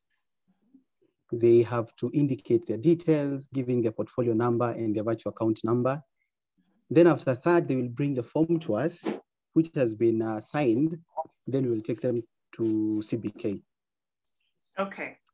But in the secondary market, if they want to, either purchase or sell through Genghis Capital, one, they'll have to fill a form called the ATS registration. That is to attach their account. That is to attach their account to Genghis Capital. Mm-hmm. But then if it is a buy, we will just do through Avento. But for sale, they'll have to fill the green forms. These green forms that George Macquarie is talking about being very strenuous. George was saying, why is retail secondary trading so strenuous? Why fill the green forms and wait for a call to avail the bond? Can the process be made easier? Yeah, can this process be easier? That is the process that is in place. If you have an account with CBK and you want to sell your bond, you have to fill in the green forms. Okay. Yes. Okay, so it's just a process we have to follow, but we are able to guide the investor who's interested. Yes. So if you bought any bond directly with CBK and you want to sell it, then you have to fill the green forms. Okay. Yes. All right, Ian, thank you so much for jumping on the conversation with us. You do an excellent job in handling queries from our clients. We really appreciate it. Yes. All right, then, take care. So gentlemen, Kevin and Churchill, if we are to go back to the discussion a bit faster now, how do you use the scientific calculator to calculate the PV?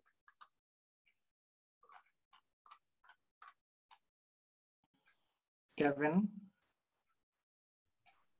So once you have the scientific calculator, whoever knows how to use the scientific calculator, it will give you an allowance to input, your face value, your interest rate, and the periods, which are the payment periods. So if it's 10 years, it's 10. If it's paying annually, if it's semi-annually, those will be 20 periods.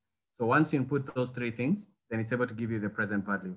And remember, we do the present value for two things. So you can calculate the present value for the face value, which is the 1,000 we were talking about, which you lend to the government. And after that, you have to add that to the present value of the coupon. So if you're being paid a coupon of say 80 shillings and you're being paid semi-annually for 10 years, then it will be 40 per year, that's 80 times 10. So if you're calculating semi-annually, you'll work with 40 times 20. So remember, divide the coupon by 2, multiply the time by 2. If it's semi-annual, if it's annually, then it's straightforward. You'll be working with 80 shillings for 10 years. So you can do that with a scientific calculator. You can go online, like I showed you, just search present value calculator to show you, and you just put in those figures. Alternatively, just go and search for the present value table, which will just show you the figure you need to multiply by your amount to get the present value. Very simple. Okay, all right. Thank you. I think Eunice's question could also be handled in a similar way because she was given exact computations. If she has $500,000 to invest at 12% for 15 years, what's her annuity, present value, and future value? So Kevin, depending, sorry? No, oh, you wanted me to answer that she has 15 million? She has 15 million at 12% for 15 years. So paid semi-annually? Let's just work with that because that's how bonds operate. So what that means is that if they're paid semi-annually and she has 15 million, that means 12% of 15 million, someone with a quick mathematical, so that will be 0.12 times, we're talking about 1.8 million per year. So this 1.8 million will be divided by 2. So she'll be receiving 900,000 every June and another 900. Kevin, there are some commas missing. She has $500,000. Oh, sorry, I took 15 million. I was like, now this is the 50% returns we were talking about. Sorry, I had 15 million. So that means she's being paid 60,000 at 12% every year.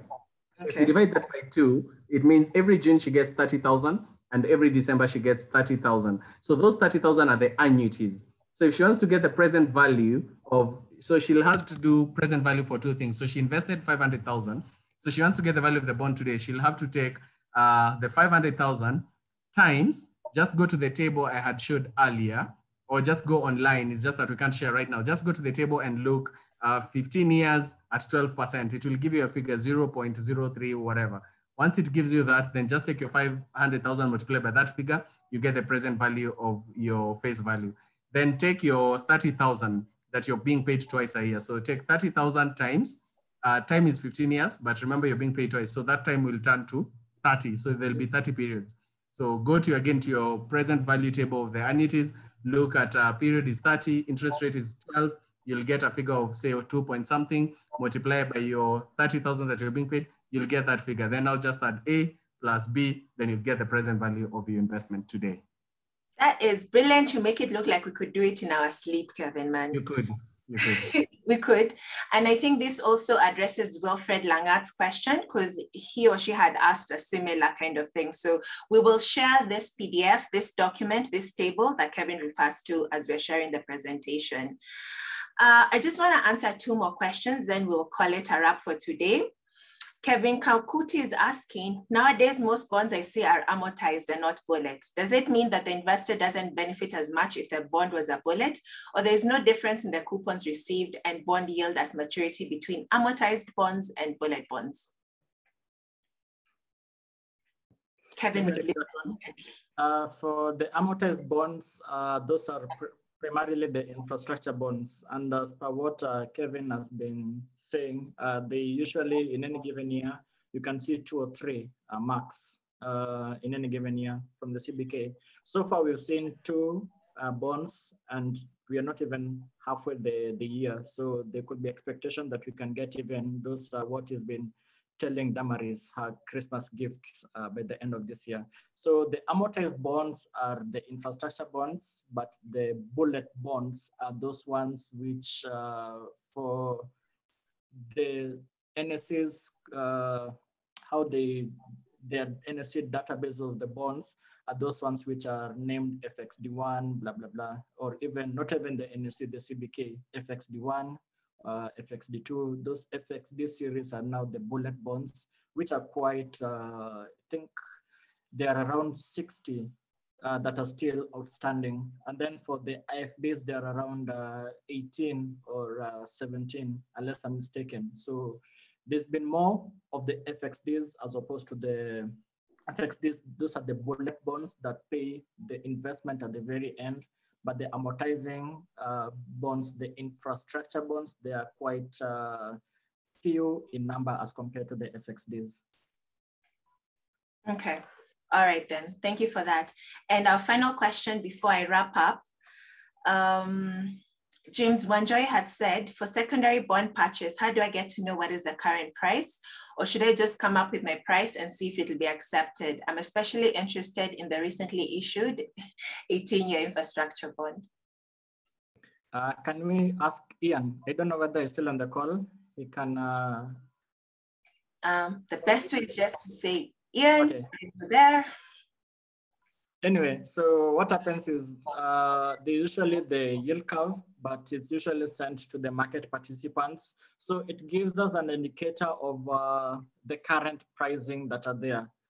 Outside that, and that's also where Ian and also Faith is our head of securities, they do advise clients where the best pricing of the bonds that they would like to enter is at. So it's something that is, the thing about bonds is the over-the-counter tradings, whereby the pricing is not displayed as you would encounter with equities, where there are different platforms that tells you even where the trading for the equities were. But now for the bonds, now it's where the dealing team come in handy, gives you even access to, they can tell you where the best pricing is, or as an investor, if you know that the last traded IFB, the average rate was at 12.667%. As at the end of last week, it had come to 12.3%. So meaning that if you are entering this bond, specific bond, you'll be paying it at a premium to where it was because of the fact that the coupon rate was at 12.6%, 12.67%, but then the yield has come down. So the price is at a premium. But nonetheless, in as much as the yield, the average yield is at 12.3%, you could even find, even from engagement with the dealing team, because they have access to what you call market color or the market intelligence, you can even get it at a better pricing at, say, at 12.5%, which is at closer to where it was at the primary. So all this is now where the value add that we've been talking about that Genghis can add, but through the dealing team. So yeah, let me stop at this point. All right, then. Thank you so much. Like, it brings it home that that's why you need a broker on your side. So you can engage with us again through info@genghis-capital.com. Selma, I have seen your remark that the government, you're surprised that the government taxes us on lending them money that they need in the first place. Yeah. If it's not an IFB, you are liable to pay 15% withholding tax on money that you lent to the government. In this case, Damaris is not the government. We just play by the rules. There are several comments that I just want to brush through as we finish on the chat. Guys were asking if we're going to share this presentation. Yes, we're sharing the presentation on email, the actual PPT. We'll also share a link to the YouTube video, the direct YouTube link video on an email. So look out for this next week, probably by Monday. In addition, people were asking about the previous recording, the introduction into fixed income. We had shared the link on our chat. Victor Maina, you want the presentation. So I would ask you just to send an email to us, marketing@genghis-capital.com or info, and I'll attach it and send it over to you quickly. Guys, I really appreciating the presentation. We are so glad that you've enjoyed this and you found it useful. Charles was asking if you can buy bonds in smaller tranches. We've talked about the minimums being 50 and 100. He's asking about interest. We've talked about how different FXDs, IFBs, and even Treasury bills offer different rates. This information, yes? Sorry, let me just rectify something there before we mislead the public. The smaller tranches, you cannot buy in smaller tranches from the government. That's at primary auction. When you come to us, then you can buy bonds even for 300,000, for 200,000 in the secondary market. Okay. So yeah, I hope that is, yeah? Please elaborate. When you say 300,000, we alienate a big portion of our retail market. Yeah, I mean, you can buy for as little, it's just when you go to the government, there's certain limits that they have, and maybe Ian is there, he'll talk after. When you come to us in the secondary market, maybe you want to buy the IFB that just concluded and we have a seller. First things first, and what Churchill has just alluded to, we have two kinds of lots. So we have what we call a normal lot and what we have an odd lot. So a normal lot is 100 million and above. So 100 million, 200 million, 500 million, 1 billion, those are full lots. And ideally, those are what you'll see insurance companies, banks trade in the market. And those ones then will follow the implied yield. But if you're buying an odd lot, and an odd lot could be anything 99 million and below, then you cannot really, if it's just sort of the law of large numbers. The more you buy, the cheaper it will be for you. The less you buy, of course, then you have to pay a little bit more, because someone is breaking out his 1 billion into 20,000 for you or 300,000 for you. So you have to pay those extra, or rather premiums. Okay. Ian? So the main board, the minimum is 50 million, but anything below 50 million now comes into the odd lot in terms of bond trading. The same way that in equities, you trade anything below 100 shares trades in the odd lot segment. But I think the question that the chart was talking about, what tranche are we looking at? And I think Damaris had expounded on that in terms of trading, the minimum in T-bills in the infrastructure bond is 100,000, but in the FXD series, that's where the 50,000, you can trade in tranches of 50,000, but now you'll be trading on the odd lot of the secondary of the bonds market. Okay, gentlemen, I think with that, we can come to the end. Later on this afternoon, I think because we still have lots of questions, what I'll do is that I'll send an email from me, Damaris, to everyone who attended with Churchill and Kevin in copy. And if you have any question that we didn't get to answer 100%, maybe we tackle like 85, but we've been at this for 2.5 hours. So I'll send an email, I'll keep the two gentlemen in copy, and please feel free to respond to it and we will answer you comprehensively there. Or if you want to start trading on different things that we've touched on, whether it's money market, or if it's equities, or if it's the different other products, just reply to that email and the right person will guide you. So I hope that really helps you. I think I'd just like final remarks from Churchill and then from our host, Kevin, and then we wrap up the session. Final remarks, what can I look at it? It's, I think the main aim that we had this, we are having these monthly financial charts is at least to break down this jargon, or to ensure that investors or the wider public can be able to get a better understanding on some of the facets that that are on the investment landscape. So for this particular chart, we are looking at the bond valuation, and it rose from the fact that we've been having the weekly webinars, which runs every Monday between 9 and 10 a.m. Ideally on paper is between 9 to 9:30, but because they're usually interactive sessions, we end up closing the sessions at around 10 a.m. or around, at times, I think the second last one we close at 10:20. We've been having questions in terms of the bonds, and it's just our way as Genghis to be able to ensure that we're trying to bridge the gap in terms of financial literacy, or what some of the things that we as market intermediaries might to us is common knowledge or it's conventional wisdom. It's not something that people as investors or people in the wider public might not be in tune with. So we're just trying to ensure that there's financial literacy, and that's the crux of these webinars that we've been having and the financial chats. I'm speaking from the fact that I was supposed to be the special guest. I don't know, they didn't even offer me coffee. I'm just putting it out there, but they're not bad guests, Damaris and Kevin.